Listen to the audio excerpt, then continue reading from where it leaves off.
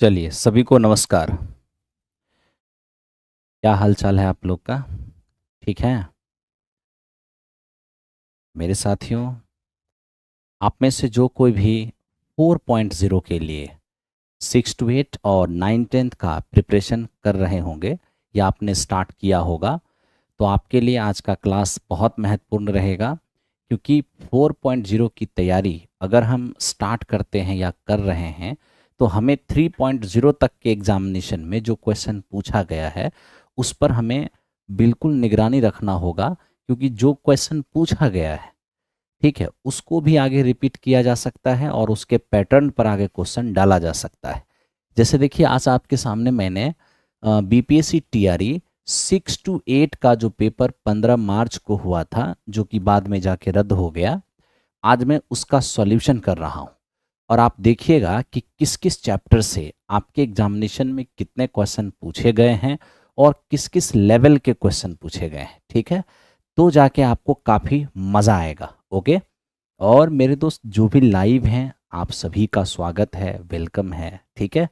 और sir TRE 4 में selection कैसे होगा, इसके लिए हम लोग बहुत ही जम के आपके साथ काम करेंगे और सिलेक्शन का वो हर गूढ़ रहस्य आपको बताएंगे, जिससे कि आप सिलेक्शन तक पहुंच पाएंगे। और मेरे दोस्त, मैंने एक वीडियो में गूढ़ रहस्य बताया भी है, जिससे बहुत सारे भाई उस वीडियो को देखे भी हैं और उस अनुसार काम भी कर रहे हैं। ठीक है, तो चलिए हम क्लास स्टार्ट करते हैं। 1 by 1 क्वेश्चन करके आप सारे चीज को समझिए। ठीक है, आप लोग तक लगता है कि वीडियो का नोटिफिकेशन नहीं पहुंचा है, तो कोई बात नहीं। अगर नोटिफिकेशन नहीं पहुंचा है तो थोड़ा सा आप लोग का प्रेजेंटेशन कम रहेगा, इस बात को हम मानते हैं, तो कोई बात नहीं है। प्रेजेंटेशन कम भी रहेगा तो भी दिक्कत नहीं है, बाद में लोग इस वीडियो को देखेंगे क्योंकि ये बहुत ही महत्वपूर्ण रहेगा। ठीक है, चलिए तो स्टार्ट करते हैं हम लोग सीधे सीधे क्वेश्चन को। आइए, 15 मार्च का पूछा हुआ ये सवाल, पहला सवाल आपके सामने है। फर्स्ट क्वेश्चन है कि एक संख्या को 3 से भाग देने पर, एक संख्या को 3 से भाग देने पर एक शेष बचता है, और इससे जो भागफल प्राप्त होता है उसमें जब 2 से भाग देते हैं तो हमें शेषफल 1 मिलता है। ठीक है, अब मेरे दोस्त यहाँ पर क्या है ना, कि हम 3 से भाग दे रहे हैं तो भी 1 आ रहा है, और 2 से भाग दे रहे हैं तो भी 1 आ रहा है। अब बताइए, उस संख्या को 6 से भाग देंगे तो क्या रिमाइंडर आएगा? जानते हैं, पहली बार भाग दिए, जो भागफल आया, फिर उस भागफल में भाग दिए, इसको सक्सेसिव रिमाइंडर कहा जाता है, सक्सेसिव डिविजर कहा जाता है। सॉरी, सक्सेसिव डिवीजन है ना, लगातार विभाजन, क्रमिक विभाजन। ठीक है, तो चलिए हम देखते हैं कि सक्सेसिव डिवीजन का क्वेश्चन कैसे सॉल्व होगा। अब ये देखिए, आपके पास क्या नंबर है ये आपको पता नहीं है। ठीक है, यहां पर क्या नंबर है ये आपको नहीं पता है, लेकिन आप ये जानते हैं कि जब हम इस नंबर में 3 से भाग दे रहे हैं तो हमारा रिमाइंडर 1 आ रहा है, और 3 से भाग देने पर जो भागफल आया, कोसेंट आया, उसमें जब हम 2 से भाग दे रहे हैं तो हमारा रिमाइंडर 1 आ रहा है।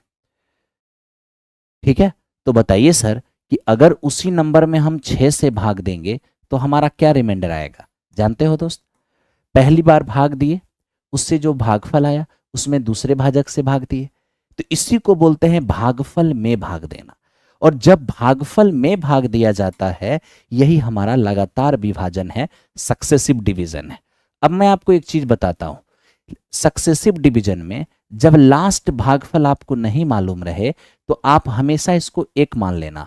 हालांकि बहुत सारे मेंटर्स का अपना अपना राय विचार है, मेरा राय यह है कि आप हमेशा लास्ट भागफल को, लास्ट कोसेंट को 1 मान लेना। ठीक है, अब ये देखो हम इस नंबर तक कैसे पहुंचेंगे। अब ध्यान दो कि 2 से भाग देंगे, 1 बार में लगेगा, और 1, ध्यान देना, यहां पर मेरे दोस्त रिमाइंडर लिखते हैं और यहां पर भागफल लिखते हैं। तो 2 से भाग दिए, 1 बार में लगा और 1 रिमाइंडर, तो यहां पर नंबर क्या रहेगा? तो भाजक गुने भागफल जोड़ शेष। तो 2 से भाग दिए, 1 बार में लगा, और शेष कितना? 1। इसका मतलब यहाँ क्या नंबर रहा होगा? 3। अब यहाँ 3 रहा होगा तभी तो 2 से भाग देंगे, 1 बार में लगेगा और 1 शेष आएगा। बिल्कुल। अब आप ये बताइए यहाँ क्या नंबर रहा होगा? जिसमें 3 से भाग देंगे 3 बार में लगेगा और 1 शेष आएगा। तो कहेंगे कि 3 से भाग दिए 3 बार में लगा तो भाजक गुने भागफल जोड़ शेष, तो 3 से भाग दिए 3 बार में लगा 1 शेष आया, 3 से भाग दिए 3 बार में लगा 1 शेष आया। इसका मतलब यहाँ पर नंबर क्या था 10, यानी कि एग्जैक्ट वो नंबर हो गया 10। अब इस नंबर 10 में हम भाग देंगे 6 से, तो 6 कम 6 रिमाइंडर कितना आ जाएगा 4 आ जाएगा, यानी इस क्वेश्चन का आंसर हमारा क्या हो गया 4 हो गया। अब आप में से जो लोग 4 लाए होंगे उनका बिल्कुल सही आंसर है, जिन्होंने 4 नहीं लाया होगा उनका मेरे दोस्त सही आंसर नहीं रहा होगा। मेरे साथियों, मैंने अर्जुन बैच के अंदर आकर के मैं थोड़ा सा वहाँ पर बात किया हूँ, भाई लोग को बताया हूँ, ठीक है। अर्जुन बैच को 2 सितंबर से हम लोग आरंभ करेंगे, क्योंकि बीच में मुझे थोड़ा अर्जेंट काम से पटना से बाहर जाना होगा, इसलिए एक दिन क्लास होगी और एक दिन नहीं होगी तो वो अच्छी बात नहीं है। स्टार्ट जब होगी कंटिन्यू होगी। तो अर्जुन बैच को 2 तारीख से हम लोग 2 सितंबर से आरंभ करेंगे, ठीक है। चलिए, तो आइए मेरे दोस्त काम करते हैं। अब इसको देखिए, ये क्या है, क्या कह रहा है, कह रहा है कि एक तेल की टंकी का 2/3 भाग भरा हुआ है, इसमें 32 लीटर तेल और डाल दिया जाता है तो टंकी का 6/7 भरा नजर आता है। तो बताइए सर, टंकी की क्षमता क्या होगी। अब मेरे दोस्त देखो, टंकी का 2/5 तो पहले से भरा हुआ था, आप कहोगे हाँ सर। जैसे ही 32 लीटर और तेल डाल दिए तो टंकी 6/7 तक भर गई। अब ये देखिए, 2/5 तक पहले से भरा हुआ था, इसमें 32 लीटर तेल और डाल दिए तो टंकी का 6/7 भाग तक भर गया, ठीक है। तो मैं ये पूछता हूं कि ये तो पहले से भरा हुआ था, कहोगे हाँ, और इतना इतना बाद में भरा, कब, जब हम 32 लीटर और डाल दिए तब। यानी कि अभी तक भरे हुए में से पहले जितना भरा हुआ था अगर उसका अंतर लेने जाएंगे तो क्या अंतर आएगा, वही अंतर आएगा जो आप बाद में डाले, क्योंकि इतना भरा हुआ पहले से था, 32 लीटर आप और डाले तो इतना भर गया। यानी भरे हुए अभी की जो मात्रा है उसमें से पहले जो भरा हुआ था अगर उसको घटा देते हैं तो कितने का अंतर होगा, 32 का अंतर होगा, ठीक है। बस आप इसी को सॉल्व कर लीजिए। जैसे ही आप इनको सॉल्व करेंगे तो मेरे दोस्त ये हमारा 35 होगा, ये अपना 30 हो जाएगा और ये 7 दूनी 14 हो जाएगा, ठीक है। अब यहां से हमें क्या नजर आएगा 32। अब ये देखिए कि ये अपना एग्जैक्टली है क्या, ये मेरे दोस्त हमारा है 16। अब 16 से इसको काटेंगे 2 बार में, यहां से एक रेशियो का मान क्या होगा 35 और दूनी 70, तो ये 70 रेशियो हमें नजर आएगा, यानी 70 लीटर नजर आएगा। तो यही इस क्वेश्चन का मेरे दोस्त आंसर हो गया। आप जानते हैं ये 70 लीटर टंकी की क्षमता क्यों हुआ।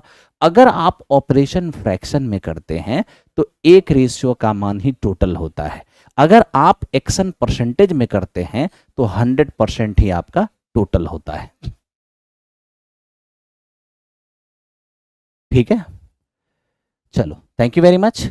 अब हम आगे बढ़ते हैं यहां से। अब आप इसको देखिए, ये क्या है मेरे दोस्त, ये हमें कह रहा है कि एक पंखा 30% के घाटे पर 4900 में बेची गई है, पंखे का सीपी क्या होगा।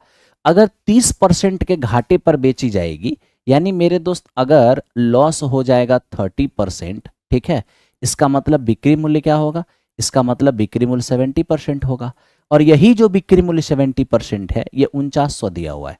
अब यहां से 1% का मान निकालेंगे तो हमें 70 नजर आएगा, तो 100% का मान क्या होगा, 100% का मान 7000 हो जाएगा। तो इस प्रकार मेरे दोस्त क्या होगा, पंखे का सीपी हम देखेंगे ये हमें 7000 नजर आएगा, ठीक है, 7000 नजर आएगा। आइए अब हम चलते हैं क्वेश्चन नंबर 74। ध्यान से देखिए, एक प्रिंसिपल 4% वार्षिक चक्रवृद्धि ब्याज की दर से अगर 2 सालों में 169 रुपए हो जाता है तो बताइए सर मूलधन क्या होगा। अब आप बताइए, 4% का अगर हमारा रेट रहेगा और टाइम हमारे पास 2 साल रहेगा, तो मैं पूछता हूं कंपाउंड इंटरेस्ट क्या होगा। तो कंपाउंड इंटरेस्ट हो जाएगा 8.16, ये मेरा कंपाउंड इंटरेस्ट हो गया। लेकिन ये क्या कह रहा है कि सर एक प्रिंसिपल 4% की रेट से कंपाउंड इंटरेस्ट की दर पर 2 वर्षों में बढ़कर 169 हो जाएगा।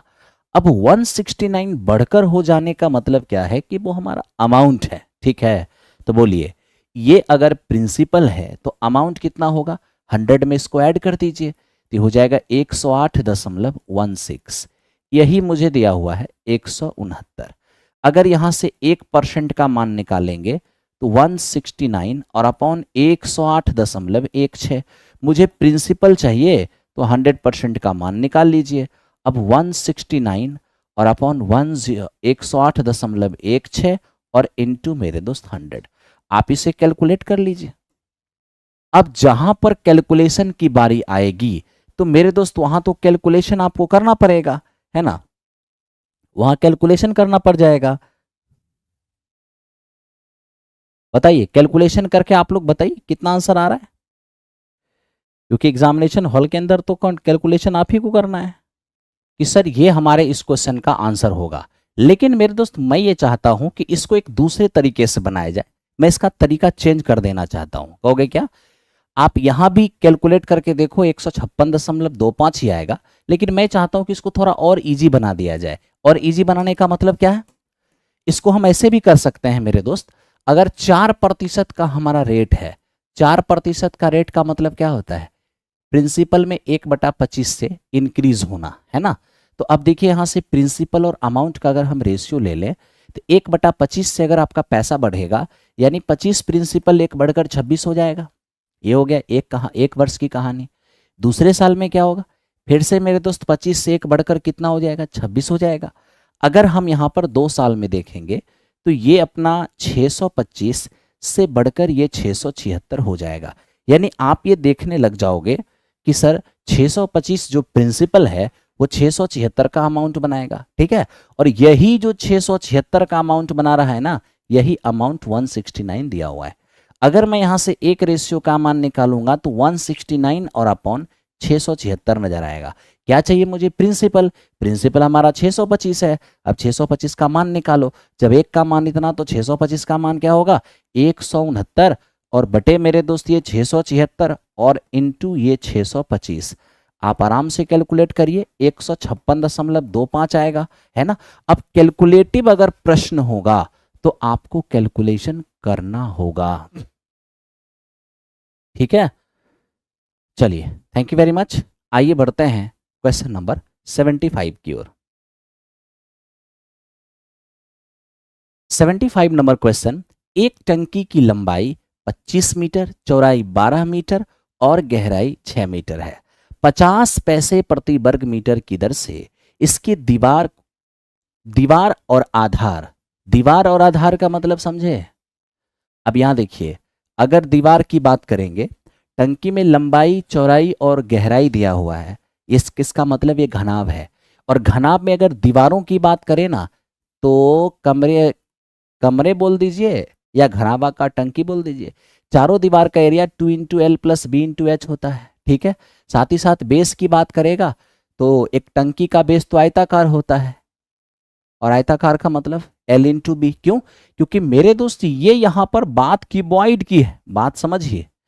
अब यहां पर बात है क्यूबॉइड की यानी कि घनाभ की, और जब क्यूबॉइड की बात होगी तो आपका ये क्या है, ये एल है, ये बी है और ये मेरे दोस्त एच। कमरे के चारों दीवारों का area 2 into L plus B into H होता है, और बेस का एरिया क्या है, एल इंटू बी है, ठीक है। तो हमें चारों दीवार और बेस दोनों को क्या करना है, पेंट करना है, ठीक है भाई। तो चलो सबसे पहले हम एरिया फाइंड कर लेते हैं जिसे हमें पेंट करना है। तो हमें दीवार को पेंट करना है 2 into L plus B into H, इसको पेंट करना है। साथ ही साथ बेस को पेंट करना है। तो बेस हमारा क्या है, देख लीजिए ना, बेस हमारा एक आयत है और आयत का एरिया क्या होता है, लंबाई गुने चौड़ाई होता है, ठीक है। अब हम यहां देख लेते हैं 2 इंटू लंबाई प्लस चौड़ाई।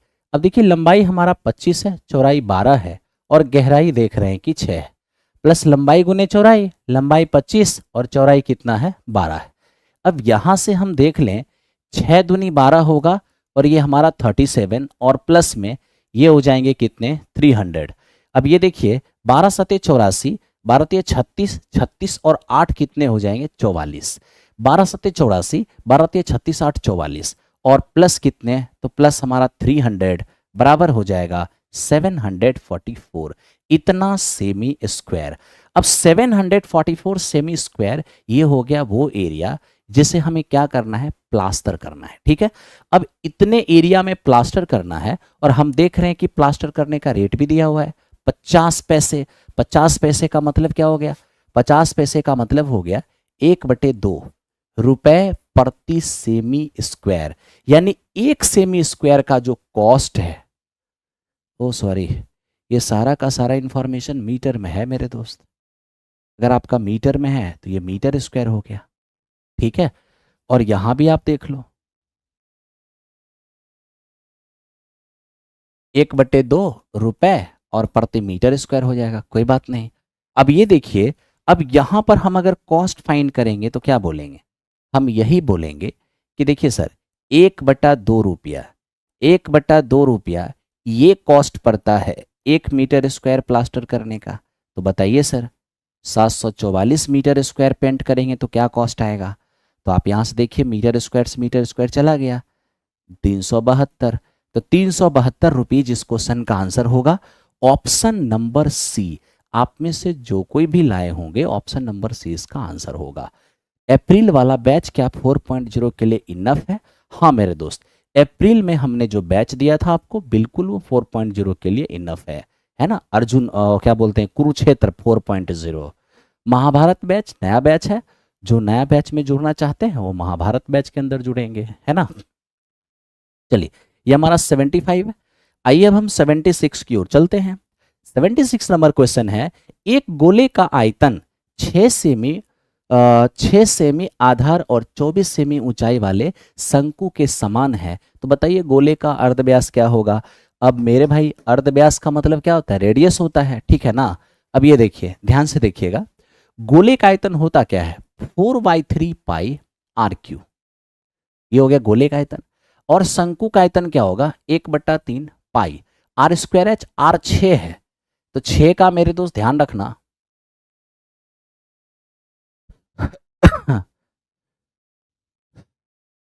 6 का स्क्वायर 36 और इंटू एच, एच हमारा क्या है 24। चलिए अब यहां से हम लोग काम करें, देखते हैं। अब मेरे दोस्त ये क्या हो गया, आपस में इक्वल हो गए, दोनों का वॉल्यूम इक्वल बोला था, इक्वल कर दिए। अब देखिए पाई से पाई हमारा कैंसिल आउट हो गया, अब ये 3 से 3 भी कैंसिल आउट हो गया। अब 4 से हम देखने जाएंगे मेरे दोस्त, तो ये 4 से हमारा 6 हो जाएगा। अब ये देखिए r³ बराबर यहां पर हो गया 216, जब r का वैल्यू निकालेंगे तो ये पक्का मेरे दोस्त हमारा 6 हो जाएगा। यानी आप देखेंगे कि सर अर्धगोले का जो अर्धगोले का जो हमारा, सॉरी अर्धगोले कह रहे हैं, गोले का जो अर्धव्यास है यानी त्रिज्या है वो कितना है। ओके, अर्धव्यास बोला है मेरे दोस्त, अर्धव्यास व्यास थोड़ी ना बोला है, अर्धव्यास बोला है, त्रिज्या, और त्रिज्या तो 6 ही आ गया। ऑप्शन में से कोई नहीं है, नन ऑफ दिस इस क्वेश्चन का आंसर है।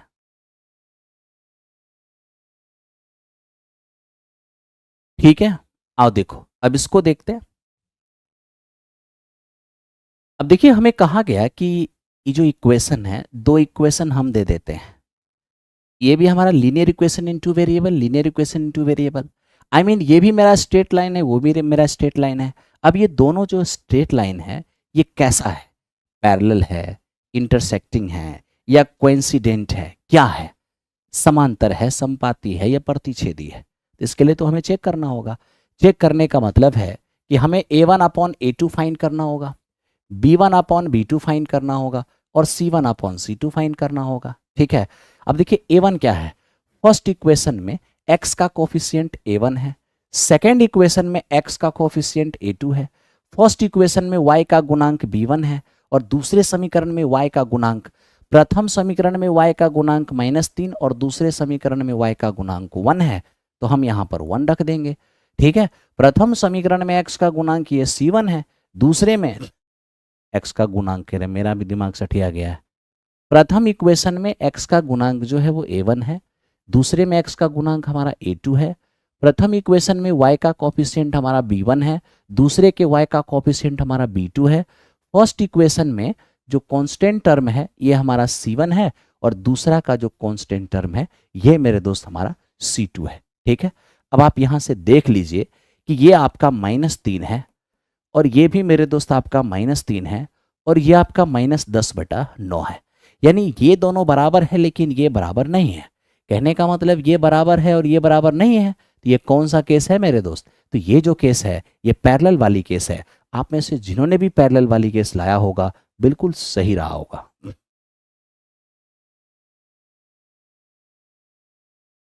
हो गया? Thank you. जिन्होंने पैरेलल बताया बिल्कुल सही है। आइए 78 देखते हैं। राम बहाव के साथ 2 घंटे में 20 किलोमीटर और बहाव के विपरीत 2 घंटे में, ये मेरे दोस्त 4 किलोमीटर नौका चला सकता है। हमें कह रहा है बहाव की गति बताइए, यानी धारा की स्पीड बताइए। अब आप बताओ मेरे दोस्त, धारा के फेवर में, फेवर का मतलब क्या होता है? Boat plus stream. धारा की दिशा में आप 20 किलोमीटर जा रहे हो अगर 2 घंटे में, इसका मतलब 10 किलोमीटर पर आवर आपकी स्पीड है, ठीक है। लेकिन अगर आप धारा के विपरीत जा रहे हो यानी बोट माइनस स्ट्रीम, तो आप 4 किलोमीटर का डिस्टेंस जा रहे हो 2 घंटे में, इसका मतलब है 2 किलोमीटर पर आवर, ठीक है। और आपको चाहिए क्या? धारा की स्पीड चाहिए। तो मेरे दोस्त कुछ नहीं, बस आप इसको घटा लो। जैसे ही आप इसको घटाओगे बोट से बोट कैंसिल आउट होगा, ट्वाइस ऑफ स्ट्रीम, और इधर 10 में 2 गया तो 8। स्ट्रीम का स्पीड हो जाएगा 4 किलोमीटर पर आवर। तो इस क्वेश्चन का आंसर ऑप्शन नंबर बी हो जाएगा। अब आप में से जिन्होंने 4 लाया होगा बिल्कुल सही रहा होगा, ठीक है। यह था हमारा 78। आइए अब 79 की ओर चलते हैं। ये देखिए, ये क्या कहता है? कहता है के किस मान के लिए इस क्वाड्रेटिक इक्वेशन के मूल समान हैं। आपको पता है कि जब रूट्स इक्वल होते हैं यानी मूल जब समान होते हैं तो इस स्थिति में डिस्क्रिमिनेंट 0 के बराबर होता है। डिस्क्रिमिनेंट का मतलब b² - 4ac, एकदम ये 0 के बराबर है, ठीक है। अब b² - 4ac 0 के बराबर है तो मेरे दोस्त आप कीजिए। तो देखिए ना, हमारे पास जो इक्वेशन अवेलेबल है ax² प्लस में ये अपना bx और प्लस c। तो मेरे दोस्त देखो, b के जगह k है तो k² हो जाएगा, -4ac, a के जगह क्या नजर आ रहा है? 2, तो 2 रखिए। c के जगह 3 है तो आप 3 रखिए, बराबर 0 हो जाएगा। अब यहां से हम देख रहे हैं k² बराबर, ये हो गया 8 और 8 तिया 24, तो k बराबर क्या होगा? ±2√6। अब ±2√6 का मतलब यह है कि प्लस में 2√6 भी आंसर होगा और माइनस में 2√6 भी आंसर होगा।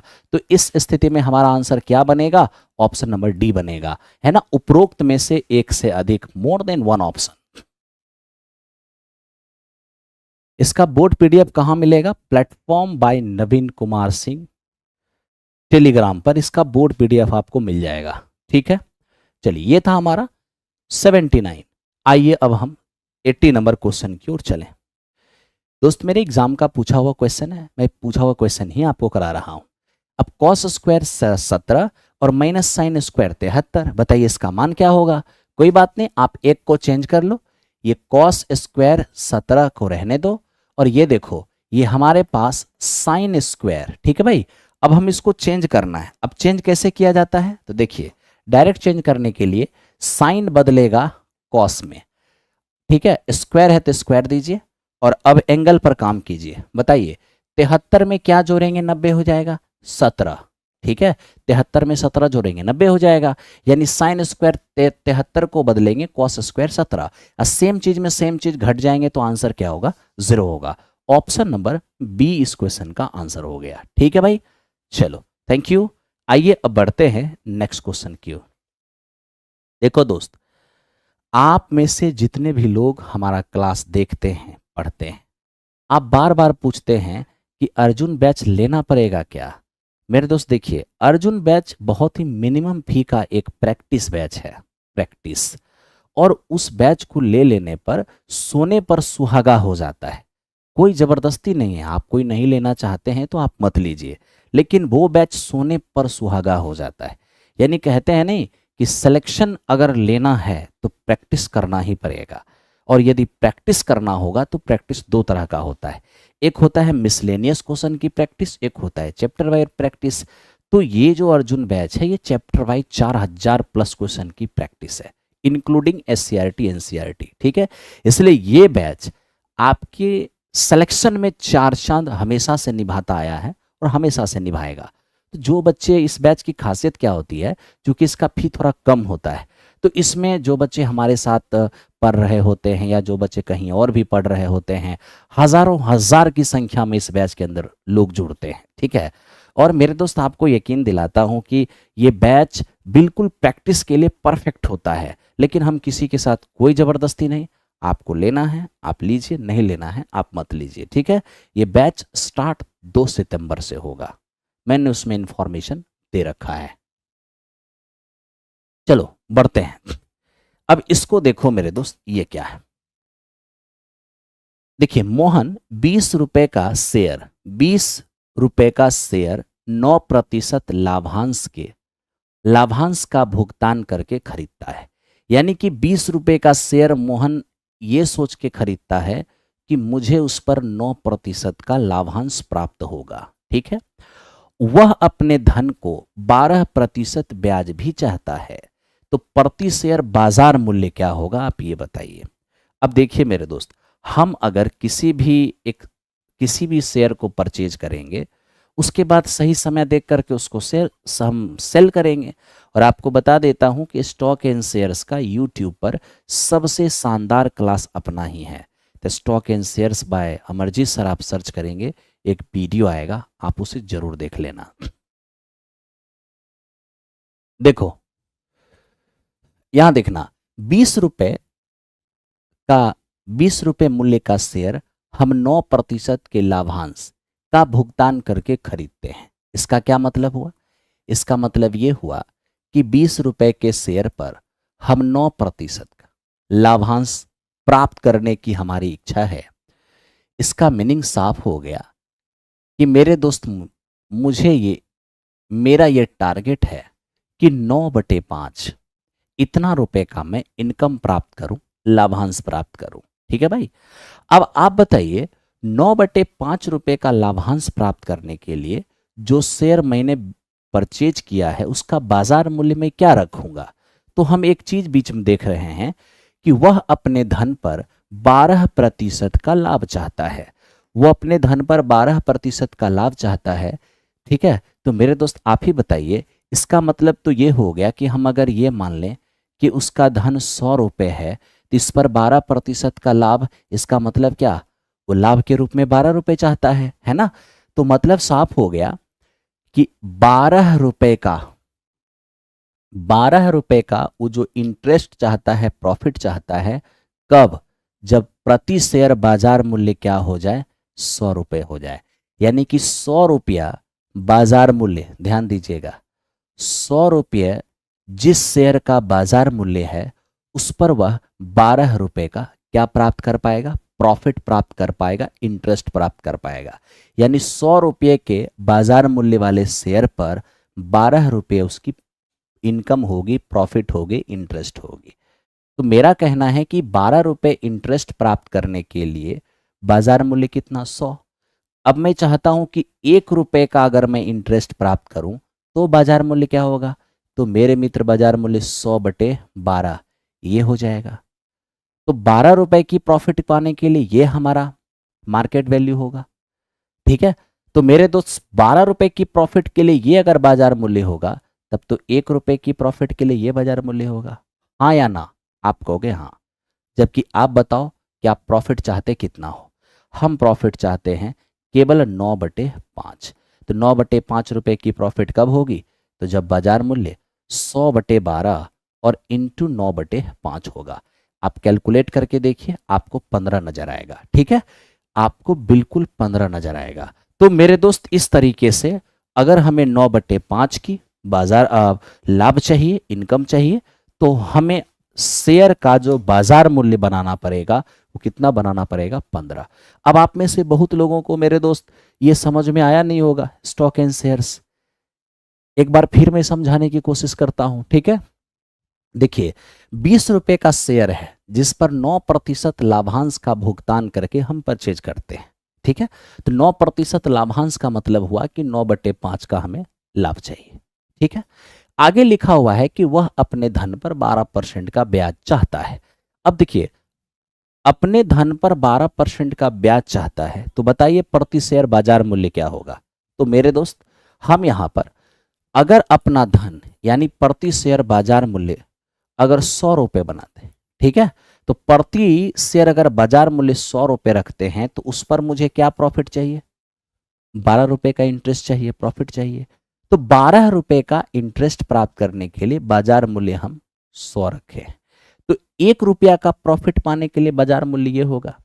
हमें प्रॉफिट चाहिए कितना, 9/5 की, तो 100/12 इंटू 9/5 यानी कि 15। तो 9/5 की प्रॉफिट पाने के लिए मेरे दोस्त हमें बाजार मूल्य कितना रखना होगा, 15 रखना होगा। इसका डिटेल अगर आपको जानकारी चाहिए तो डिटेल के लिए आप stock and shares by Amarjeet sir video search कीजिएगा, आपको अच्छे से ये पूरा चैप्टर समझ में आ जाएगा। ठीक है, चलिए अब इसको देखते हैं मेरे दोस्त। ये क्या है, ये हमें कह रहा है कि एक संख्या को 342 से भाग देने पर 47 रिमाइंडर आता है। अगर हम उस संख्या को 19 से भाग देंगे तो क्या रिमाइंडर आएगा। देखिए दोस्त, हम किसी नंबर में 342 से डिवाइड किए हैं तो हमारे पास रिमाइंडर जो है वो 47 आ गया। अब हमें कहता है कि उसी संख्या में हम 19 से भाग दें तो सर बताइए हमारा रिमाइंडर क्या होगा। ठीक है, सबसे पहले मैं आपको एक चीज बताता हूं, इस प्रकार का क्वेश्चन बनाने के लिए ये जो फर्स्ट डिवीजर है वो सेकेंड डिवीजर का मल्टीपल होना चाहिए, यानी कि सेकेंड डिवीजर से फर्स्ट डिवीजर डिविजिबल होना चाहिए। अगर सेकेंड डिवीजर से फर्स्ट डिवीजर डिविजिबल नहीं है तो इस क्वेश्चन का आंसर जाएगा कांट बी सेड। ठीक है, लेकिन आज देखिए 19 एकम 19, 19 अठे 152, इसका मतलब बिल्कुल डिविजिबल है। ठीक है, 19 से 342 डिविजिबल है, और यदि ये डिविजिबल है तो इस स्थिति में हम इसका आंसर ला सकते हैं। और इसके लिए क्या करना है, तो 342 जिस नंबर को डिवाइड कर सकता है 19 तो उसको भी डिवाइड कर सकता है। इतना छोड़िए, मुझे ये बताइए 342 से भाग दें और 47 रिमाइंडर आए तो ये नंबर कम से कम 47 जरूर होगा, तभी जाके 342 से भाग देंगे तो 47 रिमाइंडर आएगा, क्योंकि कोई भी नंबर कम से कम अपने रिमाइंडर के बराबर जरूर होता है। अब आप बताइए, हम अगर उस नंबर को 47 माने हैं तो 47 में 19 से भाग देंगे तो 19 दूनी 38, तो बताइए फाइनल रिमाइंडर क्या आएगा, 9 आएगा। यानी इस क्वेश्चन का आंसर हमारा 9 हो जाएगा। आप में से जिनका 9 आ रहा होगा बिल्कुल सही रहा होगा। ठीक है मेरे दोस्त, अब हम 83 नंबर क्वेश्चन पे चलते हैं। अब 83 क्या है, देखिए एक चतुर्भुज का क्षेत्रफल एक 14 सेंटीमीटर अर्धव्यास वाले वृत्त के क्षेत्रफल के समान है। ठीक है, यदि चतुर्भुज की चौड़ाई 22 सेमी है तो बताइए चतुर्भुज की लंबाई क्या होगा। अब देखो, जनरली ये जो चतुर्भुज है ना, इसका एरिया 1/2D H1 + H2 होता है, लेकिन जब चतुर्भुज सीधा कह दे क्वाड्रिलेटरल और वहां पर लंबाई और चौड़ाई की बात करें तो आपको यह समझ लेना चाहिए कि ये आयत की बात कर रहा है। ठीक है, तो मेरे दोस्त यहां साफ साफ है कि एक चतुर्भुज की चौड़ाई दे दिया, लंबाई मांग रहा है, मतलब एरिया लंबाई गुने चौड़ाई होगा। और चतुर्भुज का जो क्षेत्रफल है वो 14 सेमी अर्धव्यास यानी कि त्रिज्या। अर्धव्यास का मतलब वो क्या होता है, अरे भैया व्यास का आधा, डायमीटर का आधा। ठीक है, तो 14 सेमी त्रिज्या वाले अर्धव्यास वाले क्षेत्रफल के समान है। तो आप ही बताइए, चतुर्भुज का क्षेत्रफल तो लंबाई गुने चौड़ाई होगा, लेकिन वृत्त का क्षेत्रफल क्या होगा, पाई स्क्वायर होगा। अब चतुर्भुज की लंबाई हम नहीं जानते लेकिन चौड़ाई हम जानते हैं 24, सॉरी चौड़ाई दिया है 22। अब रही बात वृत्त का क्षेत्रफल, पाई स्क्वायर, पाई 22/7, आर दिया है 14, 14 का स्क्वायर 196 हो जाएगा। अब यहां से हम देख सकते हैं कि मेरे दोस्त ये सेमी से सेमी हमारा कैंसिल आउट हो जाएगा। अब ये 22 से हमारा 22 भी कैंसिल आउट हो गया, 7 से इसको काटेंगे, 7 दूनी 14, 7 8 56, यानी लंबाई हमारा 28 हो गया। तो इस तरीके से मेरे दोस्त हमने देखा 28 सेमी लंबाई हो गया इस चतुर्भुज की।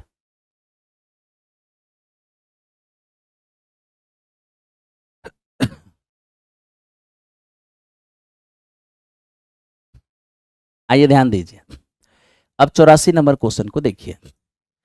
एक अर्धवृत्त एक अर्धवृत्त की परिधि क्या होगी यदि उस अर्धवृत्त का अर्धव्यास, अर्धव्यास का मतलब क्या होता है? रेडियस। अर्धव्यास का मतलब रेडियस। एक अर्धवृत्त की परिधि क्या होगी यदि अर्धवृत्त का अर्धव्यास यानी कि त्रिज्या 196 वर्ग मीटर क्षेत्रफल वाले वर्ग की भुजा के आधे के समान है। अब बताइए दोस्त, हमारे पास एक सेमी पेरीमीटर, सॉरी पेरीमीटर कह रहे हैं, एक हमारे पास सेमी सर्कल है मेरे दोस्त, और इस सेमी सर्कल की जो रेडियस डिफाइन किया है वो स्क्वायर के साइड का आधा, यानी इस अर्धवृत्त की जो त्रिज्या है वर्ग के क्षेत्रफल का आधा। ये मैं नहीं बोल रहा हूं, क्वेश्चन में लिखा हुआ है, ठीक है। और उस वर्ग के क्षेत्रफल का आधा सॉरी उस वर्ग की भुजा का आधा बोला है जिस वर्ग का क्षेत्रफल 196 है। और आप ही बताइए, किसी भी स्क्वायर का अगर एरिया 196 है, स्क्वायर का साइड ए मान लेते हैं, तो ए स्क्वायर एरिया होगा, तो यहां से साइड क्या आ जाएगा? 14 आ जाएगा। अब 14 मेरे दोस्त यहां देखिए, 14 मीटर अगर भुजा आया है वर्ग की, तो इसका आधा अगर देखेंगे तो क्या हो जाएगा? 7 मीटर हो जाएगा। तो 7 मीटर हो गया इस अर्धवृत्त की त्रिज्या, ठीक है। और हमें चाहिए क्या? हमें चाहिए अर्धवृत्त की परिधि। और आप सबको पता है अर्धवृत्त की परिधि पाई आर और प्लस 2r होता है, पाई आर प्लस 2r। तो अब देख लीजिए यहां से आर अगर कॉमन भी लेते हैं तो ये आपका पाई और प्लस में 2, ये R7 है। आप यहां देखिए मेरे दोस्त 14, ठीक है। अब 14 और 22 कितने हो जाएंगे?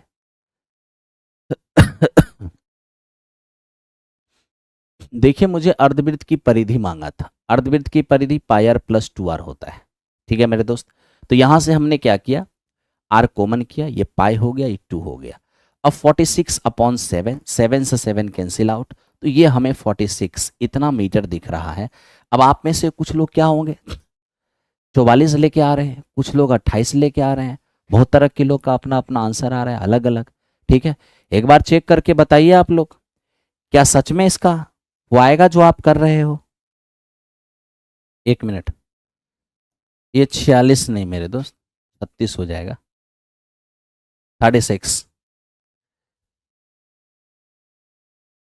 अरे 44 कहाँ से ले आ गया भाई? 44 कहाँ से ले आ गया? पता नहीं कैसे कैलकुलेशन आप लोग कर लेते हैं। अब देखिए इसको, एक पिता की आयु बेटे की आयु का 6 गुना है। 4 वर्ष के पश्चात पिता की आयु बेटे की आयु की 4 गुनी होगी। बेटे और पिता की वर्तमान आयु क्या होंगे? मेरे दोस्त आप ऑप्शन से भी कर सकते हो, अगर मेथड से करना चाहते हो तो देखो मेथड से कैसे करेंगे, ठीक है। तो अब देख रहे हैं क्या कि एक पिता की आयु बेटे की 6 गुने, मेरे दोस्त पिता हैं और बेटे हैं, बेटे के 6 गुने पिताजी हैं, तो बेटा को 1 मान लेते हैं और इसके 6 गुने यानी कि 6 हो जाएंगे पिताजी। अब चूंकि ये है वाली इवेंट है, मतलब ये मामला प्रेजेंट की है, तो प्रेजेंट में पिताजी बेटे का 6 गुना है। अब कह रहे 4 वर्ष के बाद, 4 वर्ष बाद क्या होगा? 4 वर्ष बाद पिता का उम्र बेटे का 4 गुना, तो बेटे को 1 मान लेते हैं, इसका 4 गुना, ये 4 हो जाएंगे।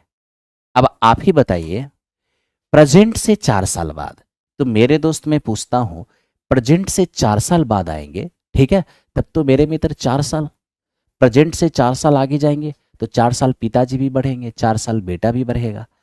कि हम देख रहे हैं कि वर्तमान से 4 साल बाद जाएंगे तो पिताजी बढ़ना चाहिए, अब पिताजी यहाँ बढ़ नहीं रहे, उल्टा घट रहे हैं, इसका मतलब ये बैलेंस रेशियो नहीं है। तो इस रेशियो को कैसे बैलेंस करेंगे? इन दोनों के डिफरेंस से यहाँ मल्टीप्लाई और इन दोनों के डिफरेंस से यहाँ मल्टीप्लाई, इन दोनों का डिफरेंस 5 है, तो मेरे दोस्त आप 5 से यहाँ पर मल्टीप्लाई कर दो। इन दोनों का डिफरेंस 3 था, तो आप मेरे दोस्त 3 से यहाँ पर मल्टीप्लाई कर दो। अब बताइए 18 से 20 होना 2 का वृद्धि हो गया, 3 से 5 होना 2 का वृद्धि हो गया। तो देखो इंक्रीज बिल्कुल एक जैसा है, क्योंकि पिताजी भी 4 बढ़ेंगे 4 साल, वर्तमान से 4 साल आगे जाएंगे तो पिताजी भी 4 बढ़ेंगे, बेटा भी 4 बढ़ेगा। तो जब दोनों उम्र में 4-4 साल बढ़ा है तो रेशियो में भी सेम वृद्धि होना चाहिए, और अब मुझे वृद्धि दिख भी रहा है।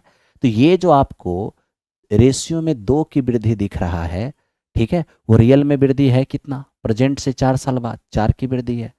अब बताइए 2 का मान अगर 4 होगा तो 1 का मान 2 हो जाएगा।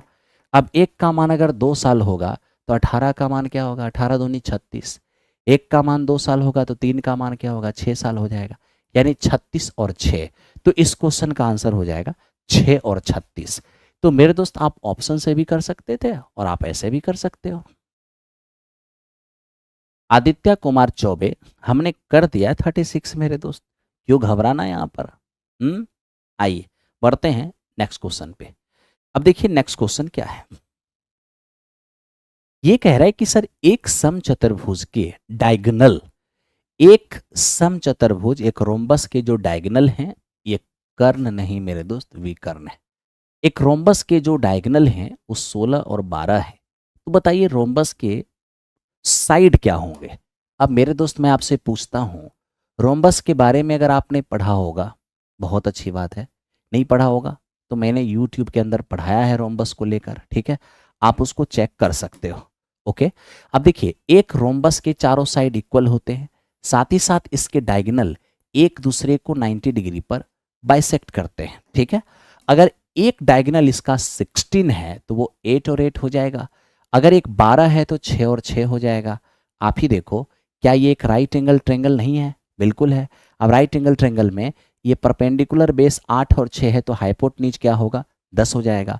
तो मेरे दोस्त इस तरह से हम लोग जान गए कि इस रोम्बस का साइड 10 सेमी होगा।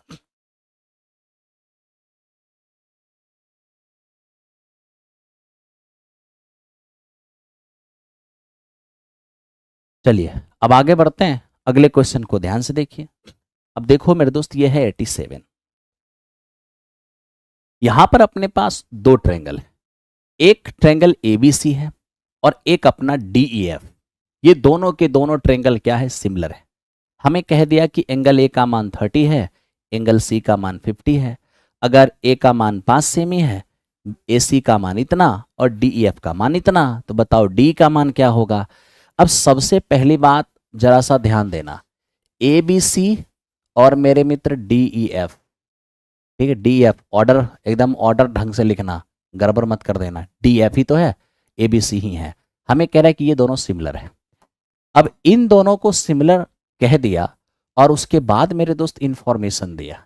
क्या इंफॉर्मेशन दिया, ये देखिए, ये हमारा ए बी और सी है और ये अपना पी क्यू और आर है, ठीक है। पी क्यू आर है, नहीं नहीं नहीं, D E F, D E F, D E और एफ। क्या क्या दिया, ए का मान 30 दिया, 30 लिख लो। सी का मान 50 दिया, 50 कर दो। इसके बाद ए बी है 5, 5 हो गया। ए सी है 8, 8 हो गया। डी एफ है 7.5, डी एफ 7.5। हमें कह रहे हैं डीई का मान बताइए, इसका मान हमसे पूछ रहा है। जानते हो दोस्त, अभी क्या है, इन दोनों को सिमिलर कह दिया गया, अच्छा लगा, ये दोनों एंगल भी दे दिया गया। लेकिन मेरे दोस्त हम तो आपको यही कहेंगे कि ये दोनों ट्रायंगल सिमिलर है, बहुत अच्छी बात। इसके एंगल दे दिए हैं लेकिन इसके एंगल नहीं दिए हैं। इसका मतलब ये हो गया कि ये जो एंगल दिया है ना, वो आपको भटकाने के लिए दिया है। जब तक इनके एंगल और इनके एंगल नहीं, मतलब दोनों के ही एंगल मालूम नहीं होंगे, तो फिर यहां सिमिलैरिटी में एंगल का कोई मतलब नहीं है, ठीक है।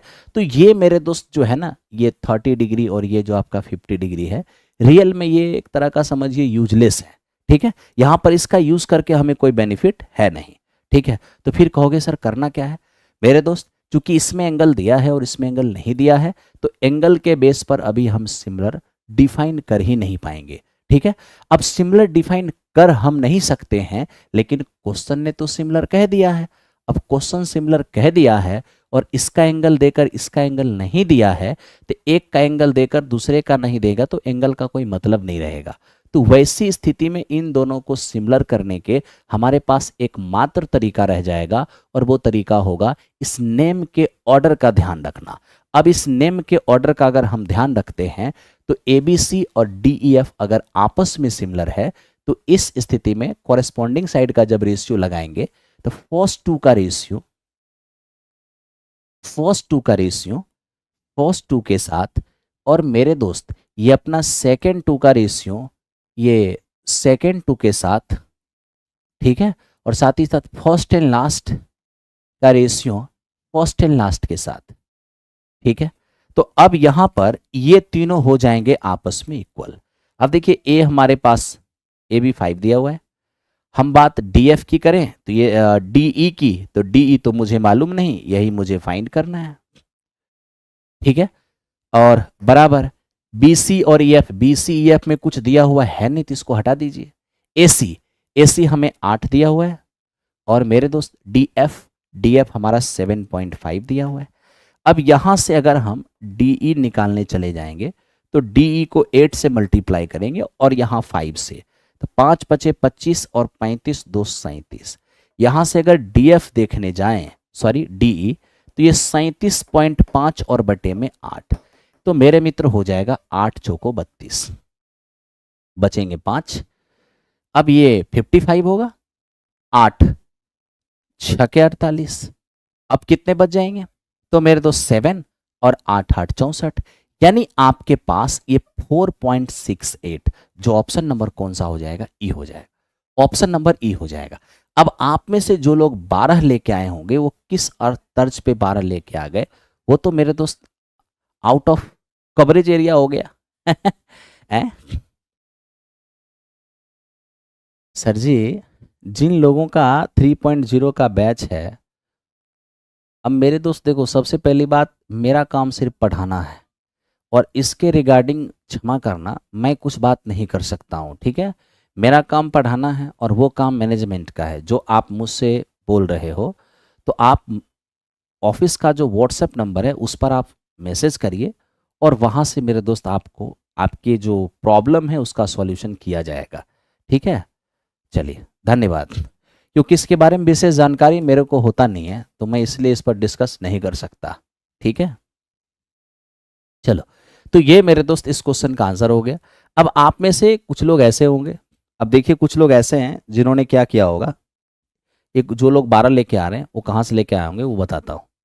जो लोग 12 लेके आ रहे हैं वो कैसे लाए होंगे, वो अपना मन से क्या कर किए हैं, अपना मन से जिसका कोई आधार नहीं है, वो क्या कर किए हैं, यहाँ से मेरे दोस्त इनके साथ संबंध, ठीक है, और यहाँ से इनके साथ संबंध वो बनाए, ठीक है। वो सीधा सीधा यहाँ से देख ले कि 5 जो सारे साथ हुआ है ये हमारा 2.5 गुना है। तो जैसे देखा उन्होंने कि ये हमारा 2.5 गुना है तो इसको भी क्या किए 2.5 गुना कर दिए और मेरे दोस्त कह दिए 12, जबकि यहाँ पर इसका कोई ऐसा आधार है ही नहीं, ठीक है। 2.5 गुना कह रहे हैं, 1.5 गुना है, 1.5, 15 पचे 75, 1.5 और क्या कह दिए 12, जबकि इसका ऐसा कोई आधार ही नहीं है। आखिर हम किस तर्ज पर कह दें कि ये इनके साथ इनका रिलेशन, इनके साथ इनका रिलेशन, कोई तर्ज ही नहीं है, ठीक है। तो ऐसा कोई मेरे दोस्त रिलेशन यहां पे नहीं है, इसलिए इसका जो आंसर होगा 4.68 यानी ऑप्शन नंबर ई इस क्वेश्चन का आंसर होगा, ठीक है। चलो, तो अब यहां से मेरे दोस्त ये आप में से जिन्होंने भी 12 लेके आया होगा, ठीक है, वो हवाई फायरिंग करने का कोई फायदा नहीं है, ये बीपीएससी है, ऑथेंटिक ही काम करना होगा। अब देखिए यहां पर ये क्या है मेरे दोस्त, 5 सेमी अर्धव्यास के एक वृत्त की इसके बिंदु P पर एक स्पर्श रेखा PQ है और वृत्त के केंद्र से निकलने वाली एक रेखा को कहां पर मिलती है मेरे दोस्त, ये Q पर मिलती है, ठीक है। OQ बराबर 12, तो PQ का मान क्या होगा। सबसे पहले देखिए कि आपके पास एक सर्कल है, ठीक है, एक सर्कल है, हमें कह दिया कि सर्कल के परिधि पर एक पॉइंट है P जिस पर एक स्पर्श रेखा खींचा हुआ है PQ, इसका मतलब Q जो है वो सर्कल के बाहर है। ये रहा मेरे दोस्त सेंटर O। अब यहां से OQ का मान 12 दिया हुआ है, ठीक है, और रेडियस जो है ये अपना कितना मालूम है, तो रेडियस मेरे दोस्त अगर ध्यान से देखा जाए तो रेडियस हम 5 सेमी जान रहे हैं। अब ये 5 है, ये हमारा 12 है। अब सोचिए अगर PQ मांगेगा तो PQ क्या होगा, अब त्रिज्या स्पर्श रेखा पर लंब होती है, तब तो 90 डिग्री के सामने ये हाइपोटनीज हो जाएगा, ये हाइपोटनीज है, ये परपेंडिकुलर है। अगर आपको बेस निकालना है तो बेस कैसे निकालिएगा, कर्ण स्क्वायर, 12 का स्क्वायर 144, माइनस लंब स्क्वायर, 5 का स्क्वायर 25, तो ये फाइनली हमारा हो जाएगा 119, यानी कि रूट के अंदर 119, ये इस क्वेश्चन का आंसर होगा। आप में से जिनका भी आया होगा बिल्कुल सही रहा होगा। शाहनवाज हुसैन, अर्जुन बैच 2 सितंबर से चलेगा।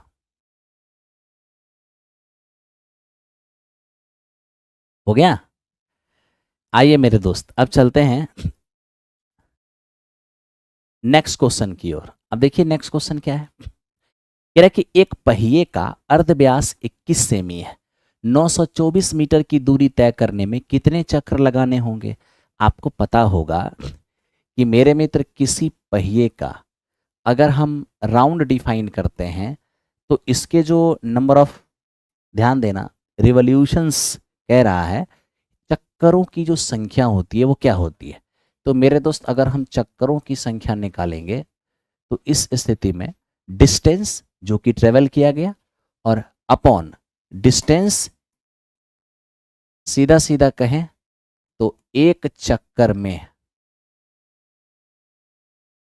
तय दूरी, जिसे आप क्या कहते हैं मेरे दोस्त, परिधि कहते हैं। ठीक है, अब ये देखिए आपको जो डिस्टेंस ट्रेवल करना है वो 924 मीटर है। अगर 100 से मल्टीप्लाई कर देंगे तो सेमी हो जाएगा। नीचे एक चक्कर में तय की गई दूरी, एक चक्कर में तय की गई दूरी क्या होता है, परिधि होता है। तो मेरे दोस्त लीजिए ये 2 पाई आर, आर कितना है 21 सेमी। अभी देखिए आज ये मतलब ये बीपीएससी ने एक फैशन अपना लिया, बार बार अर्धव्यास अर्धव्यास अर्धव्यास। अर्धव्यास का क्या मतलब है, त्रिज्या है, तो इसमें इतना क्या कंफ्यूजन। ठीक है, तो अब मेरे दोस्त यहां पर हम अगर देख लें, ध्यान से थोड़ा देखिएगा, ये 7 3 हमारा 21 हो जाएगा और ये देखिए 44 दूनी 88। अब 44 दूनी 88, 44 से कम 44। ठीक है, अब 3 से इसको काट देंगे तो मेरे मित्र 700 हो जाएगा। तो इस क्वेश्चन का आंसर हमारा 700 हो जाएगा। कितना चक्कर लगाने होंगे, 700 चक्कर लगाने होंगे। आप में से जिन्होंने 700 लिया होगा, महाभारत बैच स्टार्ट है क्या। हाँ बिल्कुल महाभारत बैच स्टार्ट है, आज से ही उसमें क्लास फिर से शुरू हो गया रक्षाबंधन के बाद। अब दोस्त मेरे इस क्वेश्चन को देखो ध्यान से, ये क्या है। देखिए कह रहा है कि 6 सेमी, 6 सेमी, 8 सेमी और 10 सेमी अर्धव्यास, अर्धव्यास का मतलब त्रिज्या है ना, 6 सेमी, 8 सेमी और 10 सेमी रेडियस वाले धातु के 3 गोले को पिघला करके एक बड़ा गोला बनाया गया है। कहता है कि इस ठोस गोले का अर्धव्यास क्या होगा। ठीक है, मतलब ठोस गोले का अर्धव्यास यानी कि त्रिज्या, रेडियस। ठीक है, अब ये देखो जब छोटे छोटे 3 स्फेयर को पिघलाकर बड़ा सा स्फेयर बनाएगा तो क्या हो जाएगा, बड़े गोले का आयतन बराबर होगा 3 छोटे गोले के आयतन के। 3 छोटे गोले के आयतन के। अब आप यहां देखिए 4/3 पाई 4/3 पाई 4/3 पाई से 4/3 पाई चला गया। यहां ये क्या हो गया हमारा आर क्यू। ये 6 का क्यूब 216, 8 का क्यूब 512, 10 का क्यूब 1000। यहां से आर क्यू बराबर हम देखें 1728 और मेरे दो 1728 का क्यूब रूट क्या होगा 12, यानी इस क्वेश्चन का आंसर अपना 12 हो गया।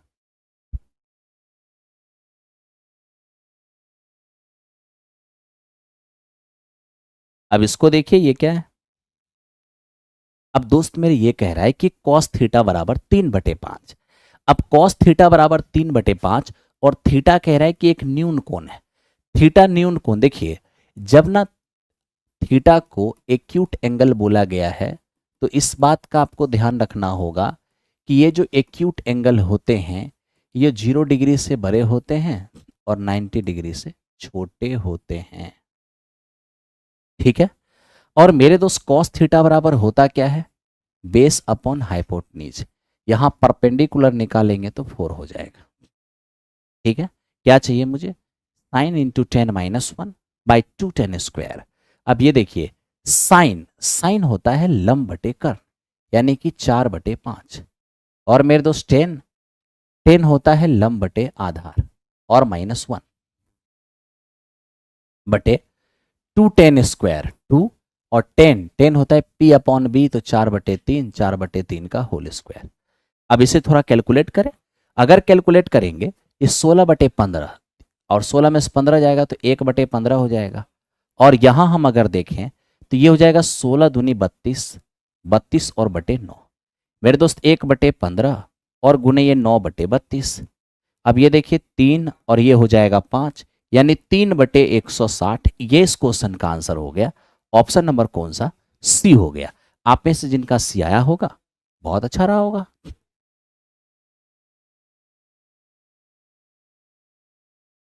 ठीक है, चलिए अब चलते हैं क्वेश्चन नंबर नेक्स्ट की ओर। अब देखो मेरे दोस्त ये क्वेश्चन क्या है। अब मेरे दोस्त यहां पर हम देख पा रहे हैं के के किस मान के लिए, के किस मान के लिए ये जो समीकरण है इसका मूल वास्तविक और समान होगा, रियल और इक्वल। अगर रूट रियल और इक्वल की बात किया जाए, ठीक है, तो रूट रियल और इक्वल तभी होते हैं जब डिस्क्रिमिनेंट 0 होता है। डिस्क्रिमिनेंट 0 का मतलब b² - 4ac अपना 0। ठीक है, अब देखो मेरे दोस्त, सबसे पहले इसको क्वाड्रेटिक इक्वेशन के स्टैंडर्ड फॉर्म में लाना होगा। अब कैसे हम स्टैंडर्ड फॉर्म में लाएंगे, थोड़ा इसको भी तो समझना है। अब देखिए हम कैसे लेके आते हैं। पहले तो ये हमारा kx² है प्लस में kx, ठीक है, ऐसा कीजिए। उधर वाले को भी लेके आइए। देखिए -4x² इधर आके +4x² हो जाएगा। यहां पर आपके पास kx है, उधर से -x आके +x हो जाएगा, और यहाँ +1 बराबर हो जाएंगे 0। अब इसमें से देखिए k+4 और इंटू x², और ये क्या हो जाएगा k+1 और इंटू x और +1 बराबर 0। ठीक है, अब इसका अगर हम कंपैरिजन थोड़ा कर लें तो कंपैरिजन में क्या होगा, ax² प्लस bx और प्लस c और बराबर में 0। तो देखिए यहां से अगर आप b रखते हैं तो b की जगह k+1 है, तो लीजिए k+1 का होल स्क्वायर कीजिए। -4ac, a के जगह पर देखिए क्या है k+4 और इंटू c, तो c के जगह पर देखिए क्या है 1 और बराबर हो जाएगा 0। अब यहां से अगर हम थोड़ा सा और कैलकुलेट कर लें, यानी k² और प्लस में 2k और +1, और ये मेरे दोस्त क्या हो जाएगा, तो ये हम देख जाएंगे 4, तो माइनस का 4k हो जाएगा और माइनस का 16 बराबर 0। अब यहाँ हमारा k² हो गया, 4k में 2k गया तो माइनस का 2k हो जाएगा, और 16 में 15 गया तो माइनस का 15 हो, 16 में से 1 जाएगा तो माइनस का 15 बराबर 0। अब बीच वाले को मेरे दोस्त हम ऐसे दो टुकड़े में तोड़ेंगे जिसको जोड़ने घटाने से -2 और गुना करने से -15, तो ये हमारा -5 और +3 होगा। घटेगा तो -2, गुना करेंगे तो -15। ठीक है, अब क्या करना है, साइन चेंज कर देना है। साइन चेंज करेंगे तो 5 और -3, इसका मतलब k का मान +5 भी होगा और -3 भी होगा। तो k का मान मेरे दोस्त यहाँ पे +5 भी संभव है और -3 भी संभव है। इसका मतलब इस क्वेश्चन का आंसर ऑप्शन नंबर डी होगा। अब आप में से जिनका डी आया होगा राइट रहा होगा, जिनका डी नहीं आया होगा तो फिर तो उनका गड़बड़ रहा होगा। अब मेरे दोस्त देखो, मैं एक बार फिर कह रहा हूँ कि मैं 6 to 8 का पेपर सॉल्व कर रहा हूँ इस वक्त। मैं इसको एक बार पहले भी करा चुका हूँ, लेकिन मैंने वहाँ पर मैथ साइंस को एक साथ कराया था। ठीक है, तो अभी मैथ्स का करा रहा हूँ ताकि अलग से आप फोकस कर पाएँ कि मैथ्स का क्या रोल रहता है, 6 to 8 के अंदर मैथ्स की क्या लेवल रहती है, ये आपको अलग से जरूर जानना चाहिए। आइए अब इस पर बात करें। हालांकि 3.0 के अंदर 2.0 से आसान क्वेश्चन पूछा गया है ना। अब देखिए कह रहा है कि एक एपी का तीसरा टर्म 5 है, सातवां टर्म 9 है। सातवां टर्म का मतलब क्या होता है, a + 6d, और ये हमारा 9 है। तीसरा टर्म यानी कि d3। अब तीसरा टर्म क्या है मेरे दोस्त, 5। तीसरा टर्म का मतलब a + 2d, ये अपने पास 5 है। क्या मांगा है हमसे, 17वीं टर्म। अब 17वीं टर्म कैसे फाइंड होगा, तो मेरे दोस्त अगर हमें 17वीं टर्म निकालना होगा तो a + 16d ही निकालेंगे। ठीक है, आइए काम करें। अब यहाँ पर जैसे हम घटाएंगे ये कैंसिल आउट होगा। ठीक है, अब 6 में से 2 जाएगा 4d हो जाएगा, और यहाँ पे 4, तो डी का मान अपने पास 1 हो जाएगा। अब डी का मान मेरे दोस्त 1 हो गया, किसी एक इक्वेशन को उठा लो, इसी को उठा लो, a प्लस 6 इंटू डी का मान 1 बराबर 9, तो a का मान क्या हो जाएगा 3 हो जाएगा। लीजिए अब मेरे दोस्त a का मान अगर हमारा 3 हो गया, d का मान हमारे पास 1 है, तो इस स्थिति में हमारे पास 19 इस क्वेश्चन का रिजल्ट आ गया। आप में से जिनका भी 19 आया होगा बहुत सा अच्छा रहा होगा।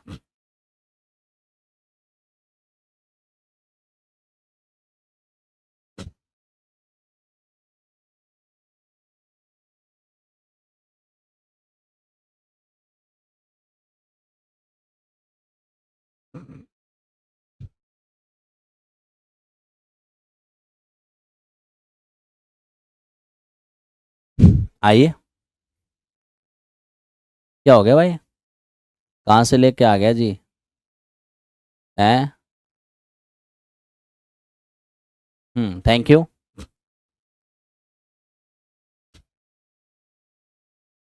अब इसको आप देखिए ये क्या है मेरे दोस्त, ये कोऑर्डिनेट ज्योमेट्री का क्वेश्चन है।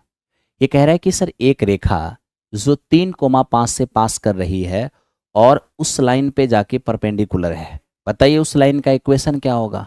अब देखो ना, एक लाइन है मेरे दोस्त, अब एक लाइन है, थोड़ा ध्यान देना, एक लाइन है जो 3,5 से पास कर रही है, ठीक है। हमें उसी लाइन का इक्वेशन मांगा है जो 3,5 से पास कर रही है और जा करके, यहां ध्यान देना, ये जा करके एक ऐसे लाइन पर परपेंडिकुलर हो गया है जिनका इक्वेशन हमें दिया हुआ है x प्लस 5y माइनस 4 बराबर 0। अब चीज को थोड़ा समझिए, क्या 3,5 से पास करने वाली लाइन का इक्वेशन, यानी इसी लाइन का इक्वेशन चाहिए जो जा करके एक दूसरे लाइन पर परपेंडिकुलर हो गया। तो सबसे पहली बात, हमें जिस लाइन का इक्वेशन चाहिए वो 3,5 से पास कर रही है। और याद रखना कि कोई लाइन किसी पॉइंट से पास करती है तो वो पॉइंट उस लाइन को सेटिस्फाई करती है, यानी 3,5 से पास करने वाली जो लाइन है इसका जो भी इक्वेशन होगा उसको ये पॉइंट सेटिस्फाई करेगा। सेटिस्फाई का मतलब x के जगह 3, y के जगह 5 रखेंगे तो उस इक्वेशन को LHS बराबर RHS कर देगा। तो देखते हैं क्या है ऑप्शन में कोई ऐसा जिसको ये सेटिस्फाई करे। x का मान 3, y का मान 5 रखिए, y का मान 5 रखेंगे बिल्कुल भी सेटिस्फाई नहीं करेगा। x का मान 3, y का मान 5 रखेंगे, 15 माइनस 15 बराबर 0, बिल्कुल सेटिस्फाई करेगी। x का मान 3 और y का मान 5, ये इसको बिल्कुल सेटिस्फाई नहीं करेगी। यानी ऑप्शन नंबर बी का LHS बराबर RHS x का मान 3 और y का मान 5 रखने पर हो जा रहा है, ठीक है। तो इसका मतलब क्या हो गया, इसका मतलब इस क्वेश्चन का जो हमारा आंसर हो गया वो 5x माइनस वाई माइनस 10 बराबर 0 हो गया। लेकिन चूंकि ये बीपीएससी है तो यहां पर थोड़ा हमें चेक भी कर लेना चाहिए, है ना। तो आइए मेरे दोस्त, चेक क्या करना, आंसर तो हो गया लेकिन फिर भी सेल्फ सेटिस्फेक्शन के लिए आप चेक कर सकते हैं, ठीक है। अब कैसे चेक करेंगे, देखो हमें उस लाइन का इक्वेशन चाहिए जो एक पॉइंट से पास कर रही है। और याद रखना किसी भी पॉइंट, किसी भी लाइन पर एक पॉइंट अगर दिया हुआ है और उस लाइन का इक्वेशन चाहिए तो हर हाल में या तो इस पर एक और पॉइंट हमें पता होना चाहिए या इसका स्लोप पता होना चाहिए, ठीक है। हम इस लाइन पर एक पॉइंट तो नहीं पता कर सकते हैं, लेकिन अरे भैया बात तो समझिए ना, इस लाइन पर हमें एक पॉइंट तो नहीं मिलेगा लेकिन हाँ इस लाइन का स्लोप मिल जाएगा। वो कैसे, अगर इसका स्लोप हम m1 कह दें और इसका स्लोप मेरे दोस्त हम m2 कह दें, तो दो लाइन जब एक दूसरे के ऊपर परपेंडिकुलर होता है तो उस कंडीशन में स्लोप का प्रोडक्ट क्या होता है -1, ठीक है। अब बताओ जी, इसका स्लोप तो हम नहीं जानते, m1 ही रहेगा। इसका स्लोप, हाँ इसे हम निकाल सकते हैं। कैसे, किसी भी लाइन का जब हमें स्लोप निकालना होता है, स्लोप होता क्या है, माइनस में x का गुणांक कोफिशिएंट ऑफ x और अपॉन y का गुणांक यानी कि कोफिशिएंट ऑफ y। बताइए, माइनस कोफिशिएंट ऑफ x है कितना 1, कोफिशिएंट ऑफ y है कितना 5। तो इसका, इस लाइन का स्लोप -1/5, इस लाइन का क्या निकलेगा, रखिए ना, -1/5 बराबर -1, minus minus cancel out, m1 का मान 5 हो जाएगा। लीजिए मेरे दोस्त m1 का मान 5 हो गया। अब क्या ही सोचना है, अब तो बहुत आसान हो गया, जिस लाइन पर हम एक पॉइंट जानते हैं उस लाइन का हमें स्लोप भी मिल गया है। ठीक है, तो चलिए स्लोप पॉइंट फॉर्म में इक्वेशन लिखते हैं। y माइनस वाई वन बराबर m into x minus x one. अब यहाँ देखिए y और माइनस वाई वन कितना हम देख रहे हैं, ये हमारे पास 5 है। m स्लोप हमारे पास 5 है। x माइनस एक्स वन की जगह पर 3 रखेंगे। ठीक है, तो ये y और माइनस 5 ये हो जाएगा 5x और माइनस का 15। सबको उस पार ले जाइए, 5x minus Y minus 15 plus 5 बराबर 0। तो इस तरह से आप देख रहे हैं कि 5x माइनस वाई और माइनस 10 बराबर 0, यानी इस क्वेश्चन का आंसर हमारा ऑप्शन नंबर बी हो जाएगा। बिल्कुल हो गया, तो सेटिस्फाई भी करा लिए हम लोग।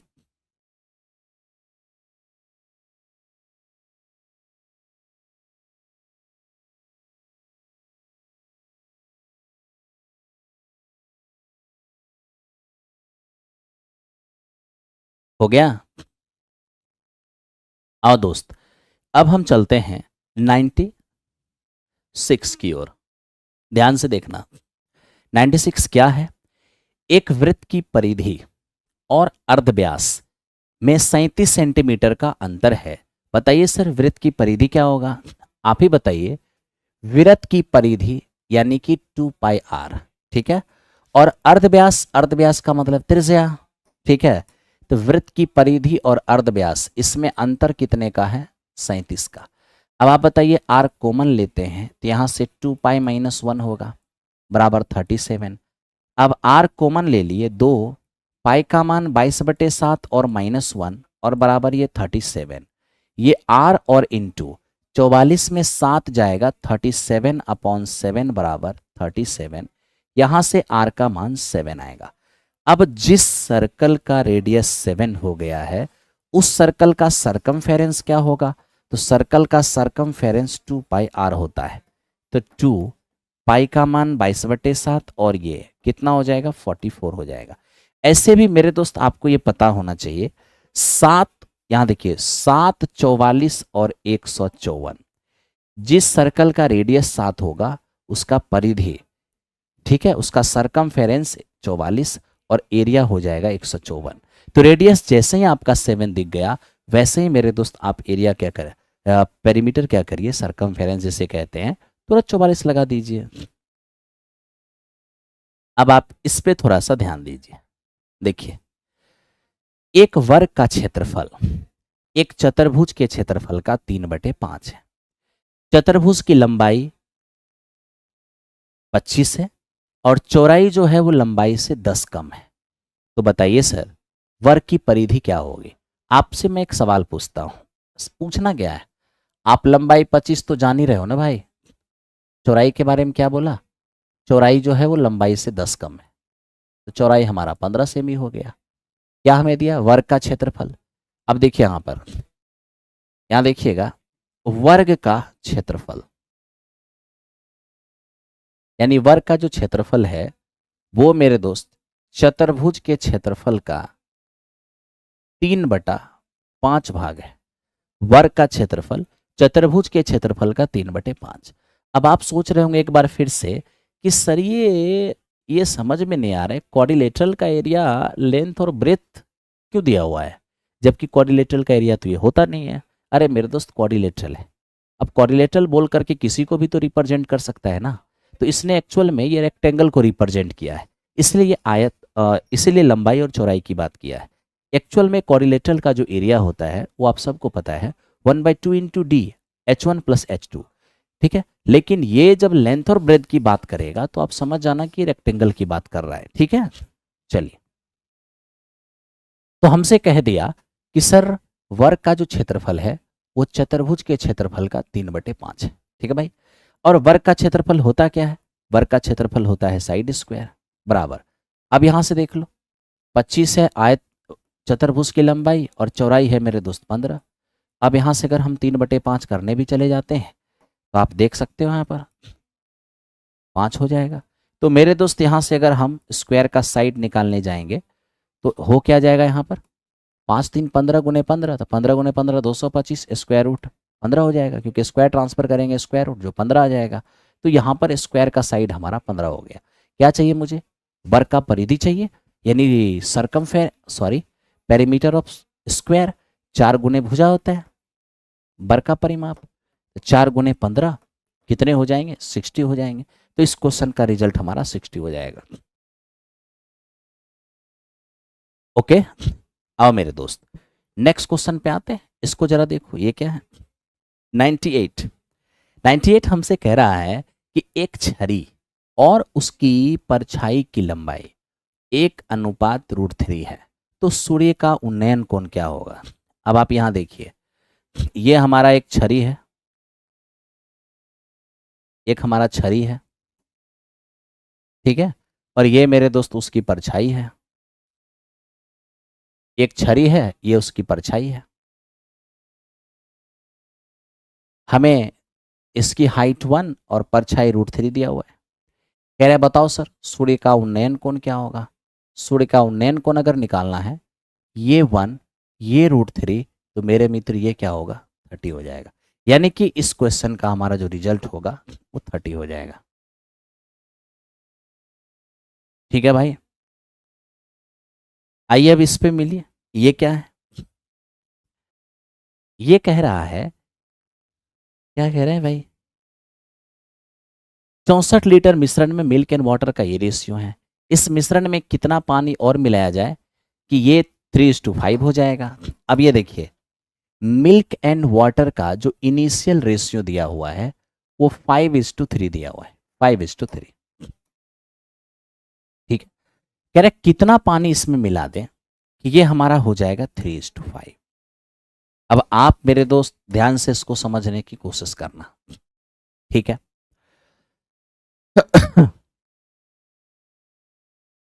अब देखिए यहां पर क्या कर रहा है मेरे दोस्त, ये मिलाने की बात कर रहा है पानी। ये कह रहा है कितना पानी हम और मिला दें,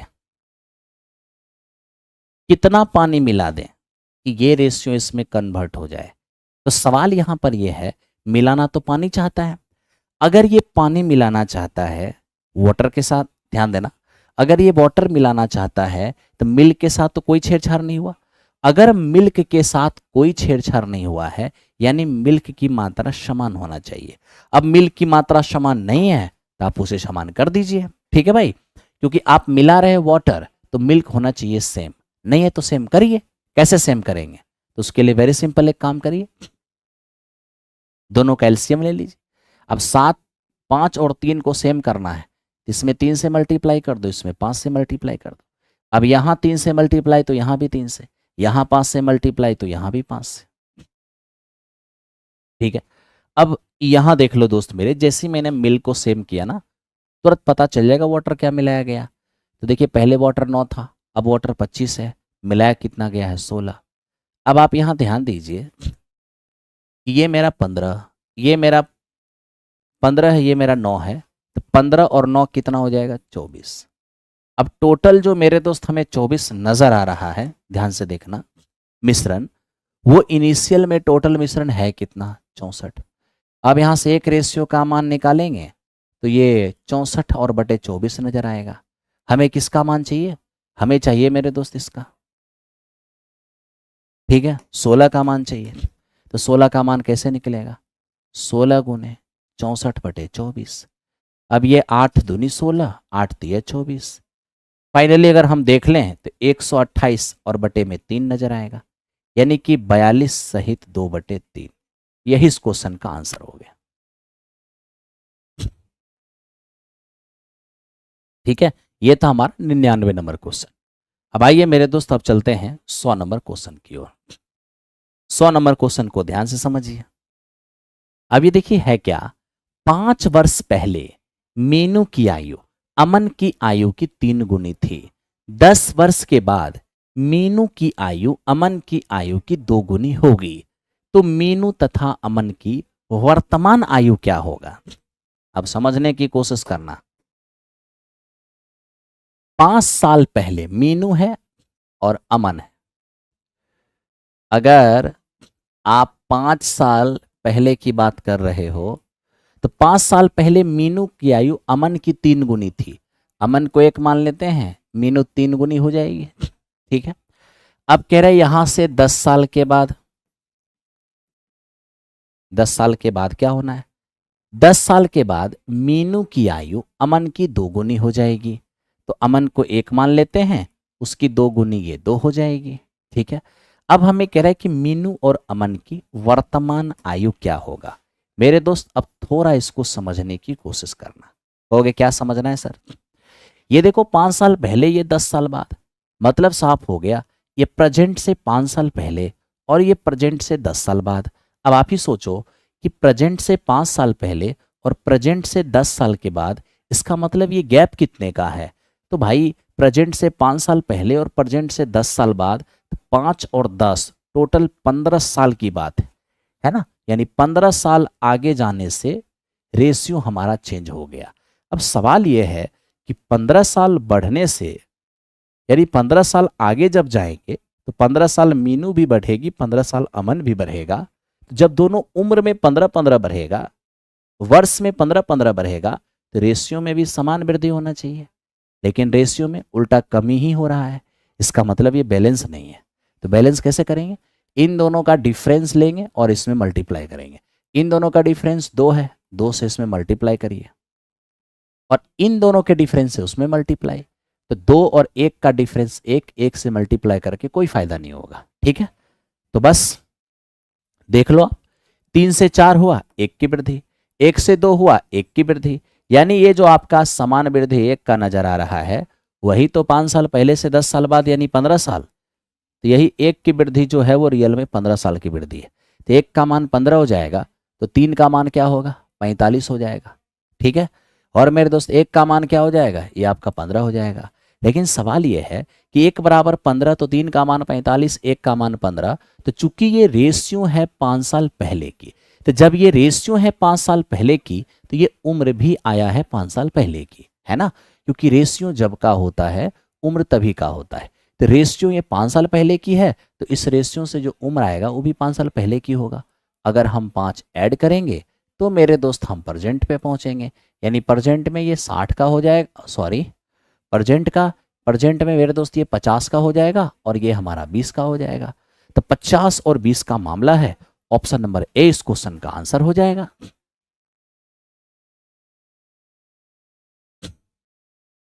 आइए मेरे दोस्त, ये था हमारा 100 नंबर। अब केवल 10 क्वेश्चन बचा है। आइए 10 क्वेश्चन पे बात करते हैं। देखिए क्या लिख रहा है। लिख रहा है कि यदि प्रथम n प्राकृत संख्याओं का माध्य 3n प्लस 3n/5 है, तो बताइए सर n क्या होगा। अब आपसे मैं एक सवाल पूछता हूं, ये माध्य बराबर क्या होता है? माध्य बराबर होता है योगफल, ठीक है, और बटे संख्या, सम अपॉन नंबर। तो आज मेरे दोस्त ऊपर में योगफल किसका लिखते हैं? जिसका माध्य निकालना होता है। तो हमें माध्य निकालना है n प्राकृत संख्या, फर्स्ट n नेचुरल नंबर।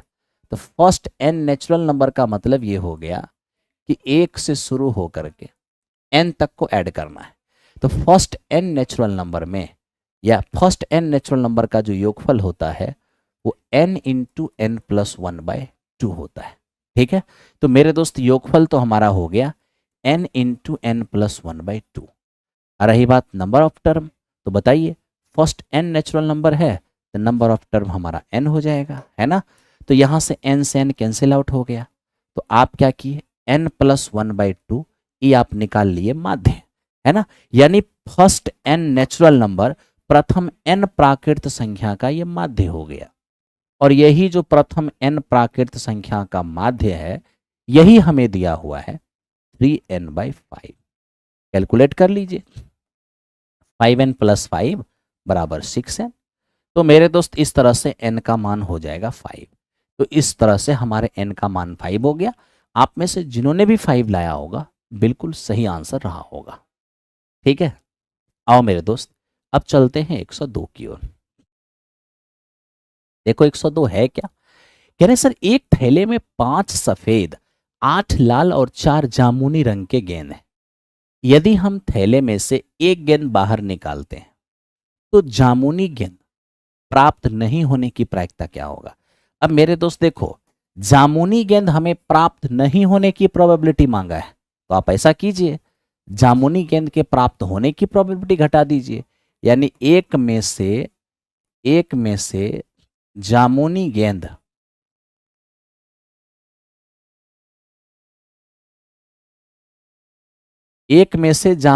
होने की प्रोबेबिलिटी घटा दीजिए, जामुनी नहीं होने की प्रोबेबिलिटी अपने आप आ जाएगा, है ना। तो लीजिए, एक में से अगर जामुनी गेंद नहीं होने की प्रोबेबिलिटी हम निकालेंगे, तो आप ही बताइए, निकाले हैं एक गेंद और कह रहे हैं कि वो जामुनी गेंद नहीं हो, तो हम क्या करेंगे, एक में से जामुनी होने की प्रोबेबिलिटी घटा देते हैं, ठीक है। तो आप ही बताइए ना, जो हम एक गेंद निकाले हैं अगर वो जामुनी होगा तो जामुनी गेंद है कितना, 4, इसी 4 में से कोई एक होगा। तो हम अगर थैला से एक गेंद निकालेंगे और यदि वो जामुनी होगा, तो जामुनी यदि वो होगा तो इसी 4 में से कोई एक होगा, क्योंकि हम एक ही गेंद निकाले हैं। हो अगर वो जामुनी तो 4 जामुनी में से कोई एक होगा, लेकिन निकाले हैं किस में से, तो निकाले हैं 8 5 13 4, देख लीजिए 8 5 13 4 17, 17 में से। अब मेरे दोस्त यहां से देख लो, ये 4 और बटे 17 जैसे ही घटाएंगे ये 13 बटे 17, ये 0.17 सते 119, ठीक है। तो बचेगा कितना, 11, 110 हो जाएगा, 17 छके 102, यानी लगभग 0.76 नजर आएगा, जिसके कारण हमारा जो आंसर होगा 0.77 होगा। अब आप में से जिनका भी 0.77 आ रहा होगा उनका बिल्कुल सटीक आंसर रहा होगा। अब इसको देख लीजिए, ये क्या है मेरे दोस्त, ये कह रहा है कि यदि दो सिक्कों को एक साथ उछाला जाता है, कम से कम एक चित प्राप्त होने की प्रोबेबिलिटी क्या होगा। अब देखिए, दो सिक्का को एक साथ उछालिए, चाहे एक सिक्का को दो बार उछालिए, टोटल इवेंट क्या होगा, तो टोटल हो जाएगा 2 की पावर 2 यानी कि 4, टोटल घटना 4 हो जाएगा। क्या कह रहे हैं, कम से कम एक चित, तो देखिए इतना याद रखिएगा कि एटलीस्ट वन हेड और टेल, कभी भी इसकी बात करें ना तो इस इवेंट को कैसे निकालते हैं, कम से कम एक हेड या कम से कम एक टेल की बात करें तो इसके लिए टोटल में से आप एक घटा दीजिएगा, तो टोटल इवेंट 4 है, एक घटा दीजिए तो आपका 3 हो जाएगा, है ना। यानी कि कम से कम एक हेड की बात करेगा तो ऐसा मेरे दोस्त टोटल 3 इवेंट होंगे। क्या करना है, प्रोबेबिलिटी फाइंड करना है। तो लीजिए, आपके अनुकूल परिणाम 3 है और टोटल परिणाम आपका 4 हो जाएगा, यानी 3/4 इस क्वेश्चन का आंसर होगा। जिनका भी 3/4 आ रहा होगा बिल्कुल सही रहा होगा, ठीक है। आइए मेरे दोस्त, अब हम चलते हैं 104 पर। अब देखिए 104 क्या है, कह रहे हैं कि राम एक काम को 60 दिनों में कर सकता है, वह 15 दिन काम करता है और श्याम बचे हुए काम को अकेले 30 दिन में पूरा करता है। अब दोनों इकट्ठे इस काम को कितने दिनों में करेगा। अब देखिए मेरे दोस्त, यहां पर हुआ क्या है कि राम अकेले काम करे तो 60 दिन में कर देगा, लेकिन क्या हुआ कि राम 15 दिन काम किया, उसके बाद राम छोड़ दिया, बचा हुआ काम श्याम किया है अगले 30 दिन में। अब दोनों एक साथ काम करेगा तो कितने दिन में करेगा।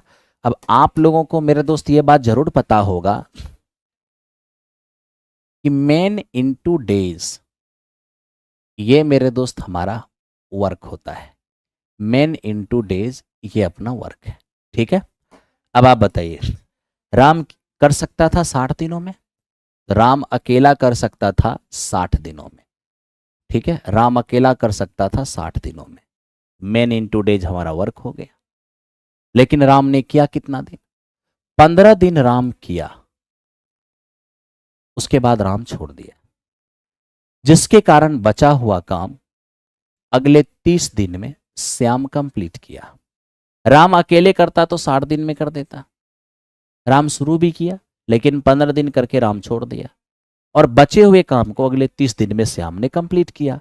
जो काम इधर हुआ वही काम इधर हुआ है, इसलिए बराबर हो जाएगा। अब आप बताइए, 60 आर में 15 आर आके घटेगा तो 45 आर हो जाएगा, बराबर ये हमारा 30 एस हो गया।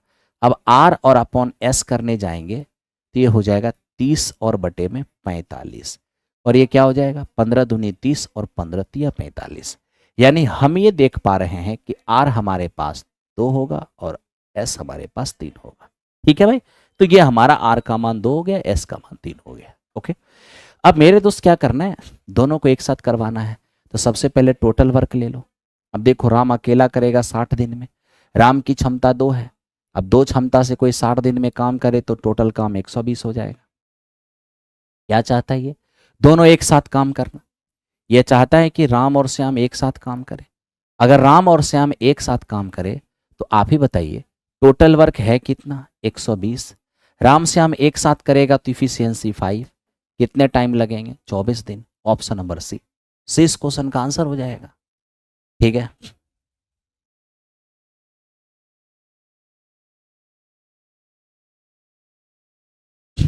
चलिए मेरे दोस्त अब अगले क्वेश्चन पे बढ़ते हैं। देखिए ये क्या है, ये मेरे दोस्त हमारा कह रहा है कि स्वाति स्वाति स्टॉक बाजार में 1,87,000 रुपये इन्वेस्ट करती है। ठीक है, जो उसकी वार्षिक आय का 20% है। यानी कि स्टॉक बाजार में स्वाति ने जो पैसा लगाया है वो उसके वार्षिक इनकम का 20% है। तो बताइए उसका मासिक इनकम क्या होगा। अब मेरे दोस्त सिंपल सी बात है, क्या, थोड़ा सुनिएगा। हम यहां पर क्या कर रहे हैं मेरे दोस्त, मासिक इनकम को 100 मान लेते हैं। अगर मासिक इनकम को हम 100 मान लेते हैं, ठीक है, मान लिया जाए मंथली, यहां पर लिख ही देते हैं। अगर हम ऐसा करें कि मंथली इनकम को 100 मान लें तो आप बताइए ईयरली क्या हो जाएगा, ईयरली इनकम क्या होगा। अरे एक महीने का इनकम 100 है तो 12 महीने का इनकम 1200 हो जाएगा। ठीक है, ये हमारा वार्षिक इनकम हो गया। क्वेश्चन हमें कह रहा है कि सर जो उसने इन्वेस्ट किया ना वो उसकी वार्षिक इनकम का 20% है। यानी ये जो वार्षिक इनकम है इसका जो हमारा 20% होगा यानी 240। ठीक है, क्वेश्चन के अकॉर्डिंग वार्षिक इनकम के 20% के बराबर हमने किया है इन्वेस्ट। यानी हमने जो 1,87,000 इन्वेस्ट किया वो हमारे वार्षिक इनकम के 20% के बराबर यानी 240 के बराबर। तो 240 के बराबर 1,87,000 है। अब यहाँ से एक रेशियो का मान निकालेंगे, 1,87,000 और बटे में 240 हो जाएगा। हमें चाहिए मंथली इनकम, मंथली इनकम हमारा 100 है, 100 का मान निकाल दीजिए। 100 का मान निकालेंगे तो ये हो जाएगा 1,87,000 और मेरे दोस्त बटे में 240 और इंटू हो जाएंगे 100। ठीक है, क्योंकि 100 का मान चाहिए तो इंटू 100। अब कैलकुलेट कर लीजिए। आप मेरे दोस्त कैलकुलेट करेंगे, हम तो आपको सिंपल सा एक बात कहेंगे, ये जीरो उरो का झंझट छोड़िए। जीरो तो मान लीजिए ऐसे भी एक जीरो कट जाएगा, 4 जीरो बच जाएगा। मेरा सवाल ये है कि 24 से जब हम 187 में भाग देने जाएंगे तो 24 7 चौके 28, 7 दूनी 14, 2 16, 24 सते 168 होता है। यानी किसी भी सूरत में 7 यानी 70,000 से ज़्यादा। तो 70,000 से ज़्यादा अगर हमारा रिजल्ट दिख रहा है तो क्या किसी ऑप्शन में है 70,000 से ज़्यादा, नहीं है। इसका मतलब इसका आंसर हो जाएगा none of this, none of this. Okay, चलो मेरे दोस्त अब बढ़ते हैं हम 106 नंबर क्वेश्चन पर। देखिए 106 नंबर क्या है, इसने हमें कह दिया है कि मीडियन फाइंड कीजिए। अब मीडियन फाइंड करने के लिए क्या करना होता है, इसे असेंडिंग या डिसेंडिंग ऑर्डर में सजाना होता है। आप नहीं भी सजाएंगे तो भी काम हो जाएगा, कंसेप्ट अगर आपको मालूम है। अगर आपको कंसेप्ट नहीं मालूम है तो फिर आपको सजाना पड़ेगा। ठीक है, दोनों में इसको एक काम तो करना ही पड़ेगा। अगर आप सजाना चाहते हैं, कम डाटा है तो आप सजा भी सकते हैं। सबसे छोटा आपको 2 दिख रहा है, 2। इसके बाद मेरे दोस्त क्या दिख रहा है आपको, 2 के जस्ट बाद। एक काम करूं, कहोगे क्या सर बहुत लंबा चौड़ा हो जाएगा सजाना, आप सिंपल सा लिख लो, टर्म गिन लो। 3 3 6, 3 9, 3 12, 12 3 15, 1 16। अब ये देखिए 16, 16 का मतलब इवन। और जब नंबर ऑफ टर्म इवन होता है तो इस स्थिति में मीडियन बराबर क्या, मीडियन बराबर ध्यान देना 1/2 इंटू n/2वां पद प्लस n/2 + 1 वां पद।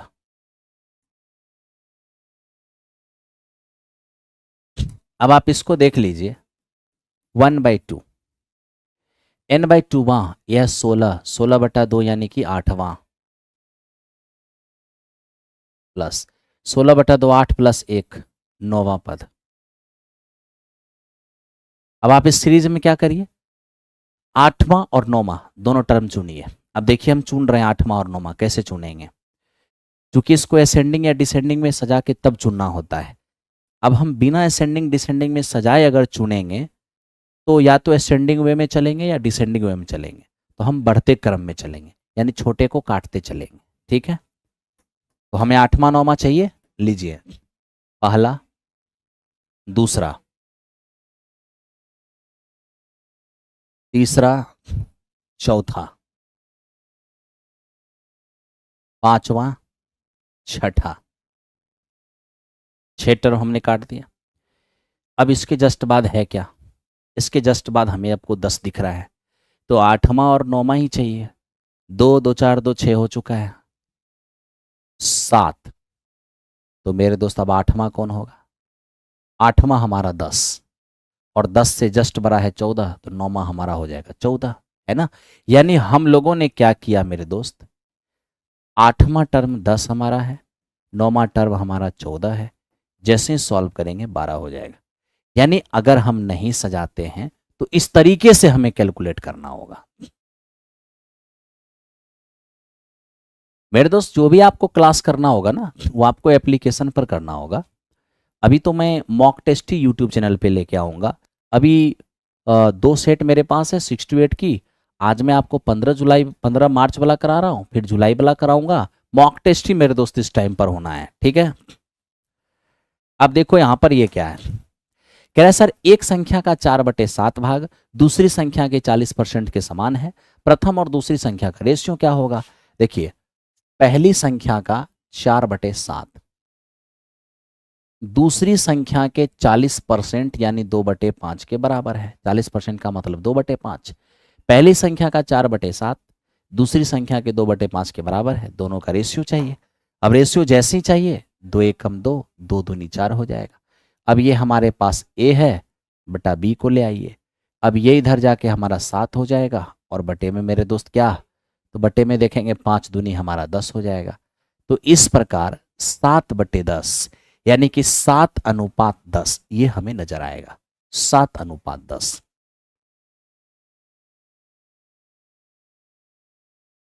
है ना, 7:10। चलिए अब दूसरे क्वेश्चन पे आते हैं, 8 नंबर देखते हैं। ये क्या है, कह रहा है 120 मीटर लंबी एक रेलगाड़ी प्लेटफॉर्म पर खड़े एक व्यक्ति को 10 सेकंड में पार करती है, रेलगाड़ी की चाल क्या होगी, है ना। सिंपल सा बात है, आप सब जानते हैं स्पीड बराबर क्या होता है, डिस्टेंस अपॉन टाइम। अब आप ही बोलिए, डिस्टेंस कितना है 120 मीटर का, टाइम कितना है 10 सेकंड का, ठीक है। तो मेरे दोस्त ये हमारा हो जाएगा 12 मीटर पर सेकंड। आप आराम से ले आओगे, 12 मीटर पर सेकंड, बहुत आसान है। अब इस पे बात करो, ये बहुत महत्वपूर्ण है, ठीक है। अब मेरे दोस्त ये देखिए, 4 अंकों की सबसे बड़ी संख्या जिसे 15, 18, 21, 24 से भाग करने पर हमें 11, 14, 17 और 20 रिमाइंडर बचता हो। अब आप देखो, हमें डिवाइड किससे करना है, डिवाइड करना है 15 से, 18 से, 21 से और मेरे मित्र 24 से। 15, 18, 21 और 24 से हमें डिवाइड करने पर हमें रिमाइंडर क्या मिल रहा है, तो मेरे दोस्त हमें रिमाइंडर मिल रहा है 11, 14, 17 और मेरे दोस्त ये 20। अब ध्यान से देखना, सब लोग बड़े आराम से देखो।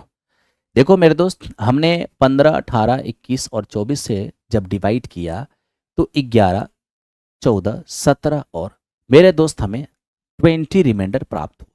अब आप ही बताइए, हम अगर किसी संख्या में 15 से भाग दें और 11 रिमाइंडर आए तो क्या मुझे 11 पर तरस आएगा कि नहीं, बिल्कुल आएगा। 11 को क्या बोलेंगे, 11 को हम ये बोलेंगे कि बेटा तेरे पास चार और होता ना तो 15 से कट जाते, है ना। अब 18 से भाग दूं और 14 रिमाइंडर आए तो 14 को क्या बोलूंगा कि भाई तेरे पास अगर 4 और होता तो तू भी 18 से कट जाता। 21 से डिवाइड करे और 17 रिमाइंडर आए तो 17 को क्या बोलेंगे, तेरे पास 4 और होता तो 21 से कट जाते। 24 से डिवाइड करे और 20 रिमाइंडर आए तो 20 को क्या बोलेंगे, तेरे पास 4 और होता तो तुम भी 24 से कट जाते। तो 4 होता तो तुम कट जाते, इसका मतलब क्या है कि कटने से 4 कम है। ठीक है, क्योंकि 15 से भाग दूं और 11 शेष आए, कटने से 4 कम, यहां भी कटने से 4 कम, कटने से 4 कम, कटने से 4 कम, यानी मेरा जो आंसर होगा वो कटने से 4 कम होगा। ठीक है, तो इसलिए यहां पर क्या किया जाता है, डिफरेंस लिया जाता है। अब डिफरेंस लेते हो 4 4 4 और 4। अरे सिंपल सी बात है, ये बात तो हम पहले ही समझ चुके हैं कि 15 से भाग दे 11 शेष आए, यानी कटने से 4 कम। कटने से 4 कम का मतलब ये हो गया कि मेरा जो मेरे दोस्त आंसर होगा कटने से 4 कम होगा, यानी एलसीएम से 4 कम होगा। कटने का मतलब एलसीएम होता है, एलसीएम वो नंबर होता है जो कटने वाली नंबर होता है, लेकिन मुझे कटने वाली नहीं, कटने वाली से 4 कम। तो अगर कटने वाली से 4 कम मेरा आंसर होगा तब तो श्योर है कि ऑप्शन में भी कटने से 4 कम ही रहा होगा। अरे जो मुझे आंसर चाहिए ऑप्शन में तो वही रहेगा ना, तो कटने से 4 कम मेरा आंसर चाहिए, तो स्वाभाविक सी बात है कि ऑप्शन में भी कटने से 4 कम ही रहेगा। तो अगर कटने से 4 कम है ऑप्शन में, तुरंत आप 4 बढ़ा दीजिए, तुरंत आप 4 बढ़ा दीजिए। अब जैसे ही 4 बढ़ाएंगे ये 7660 हो जाएगा, ये मेरे दोस्त आपका 7560 हो जाएगा, और ये आपका क्या हो जाएगा 7568। ठीक है, तो हमने 4 जोड़ दिया ना, अब ये कटने वाली नंबर है। किससे कटने वाली, जिससे हम भाग दे रहे हैं। तो हम भाग दे किससे रहे हैं, 15 से, 18 से, 21 से और 24 से। सवाल ये है कि 15 से अगर किसी संख्या में भाग दें और वो कट जाए, तब तो मेरे दोस्त हमें ये समझ में आना चाहिए कि 15 से कटने का मतलब 5 से भी कटना। अब 15 से कटने का मतलब 5 से कटना, और 5 से कोई संख्या तभी कटेगा जब उसके लास्ट में 0 या 5 होगा, है ना। तो बताइए क्या लास्ट में 0 या 5 है, बिल्कुल है। लास्ट में 0 या 5 है, बिल्कुल है। लास्ट में 0 या 5 है, नहीं है। ठीक है, अब मेरे दोस्त इन दोनों में कौन आंसर होगा। अब सोचिए, जो संख्या 15 से कटेगा वो तो 3 और 5 दोनों से कटेगा, यानी कि 3 से भी कटना चाहिए।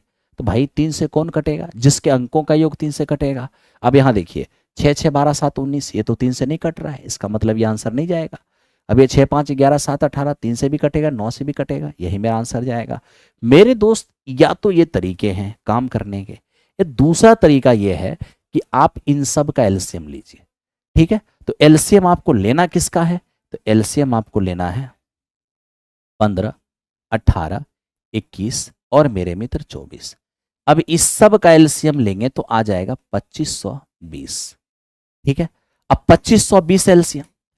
ठीक है, और मुझे क्या चाहिए, ये एलसीएम जो है वो कटने वाली आया, लेकिन मुझे कटने वाली से 4 कम चाहिए, यानी कि 2516 मेरा रिजल्ट होना चाहिए।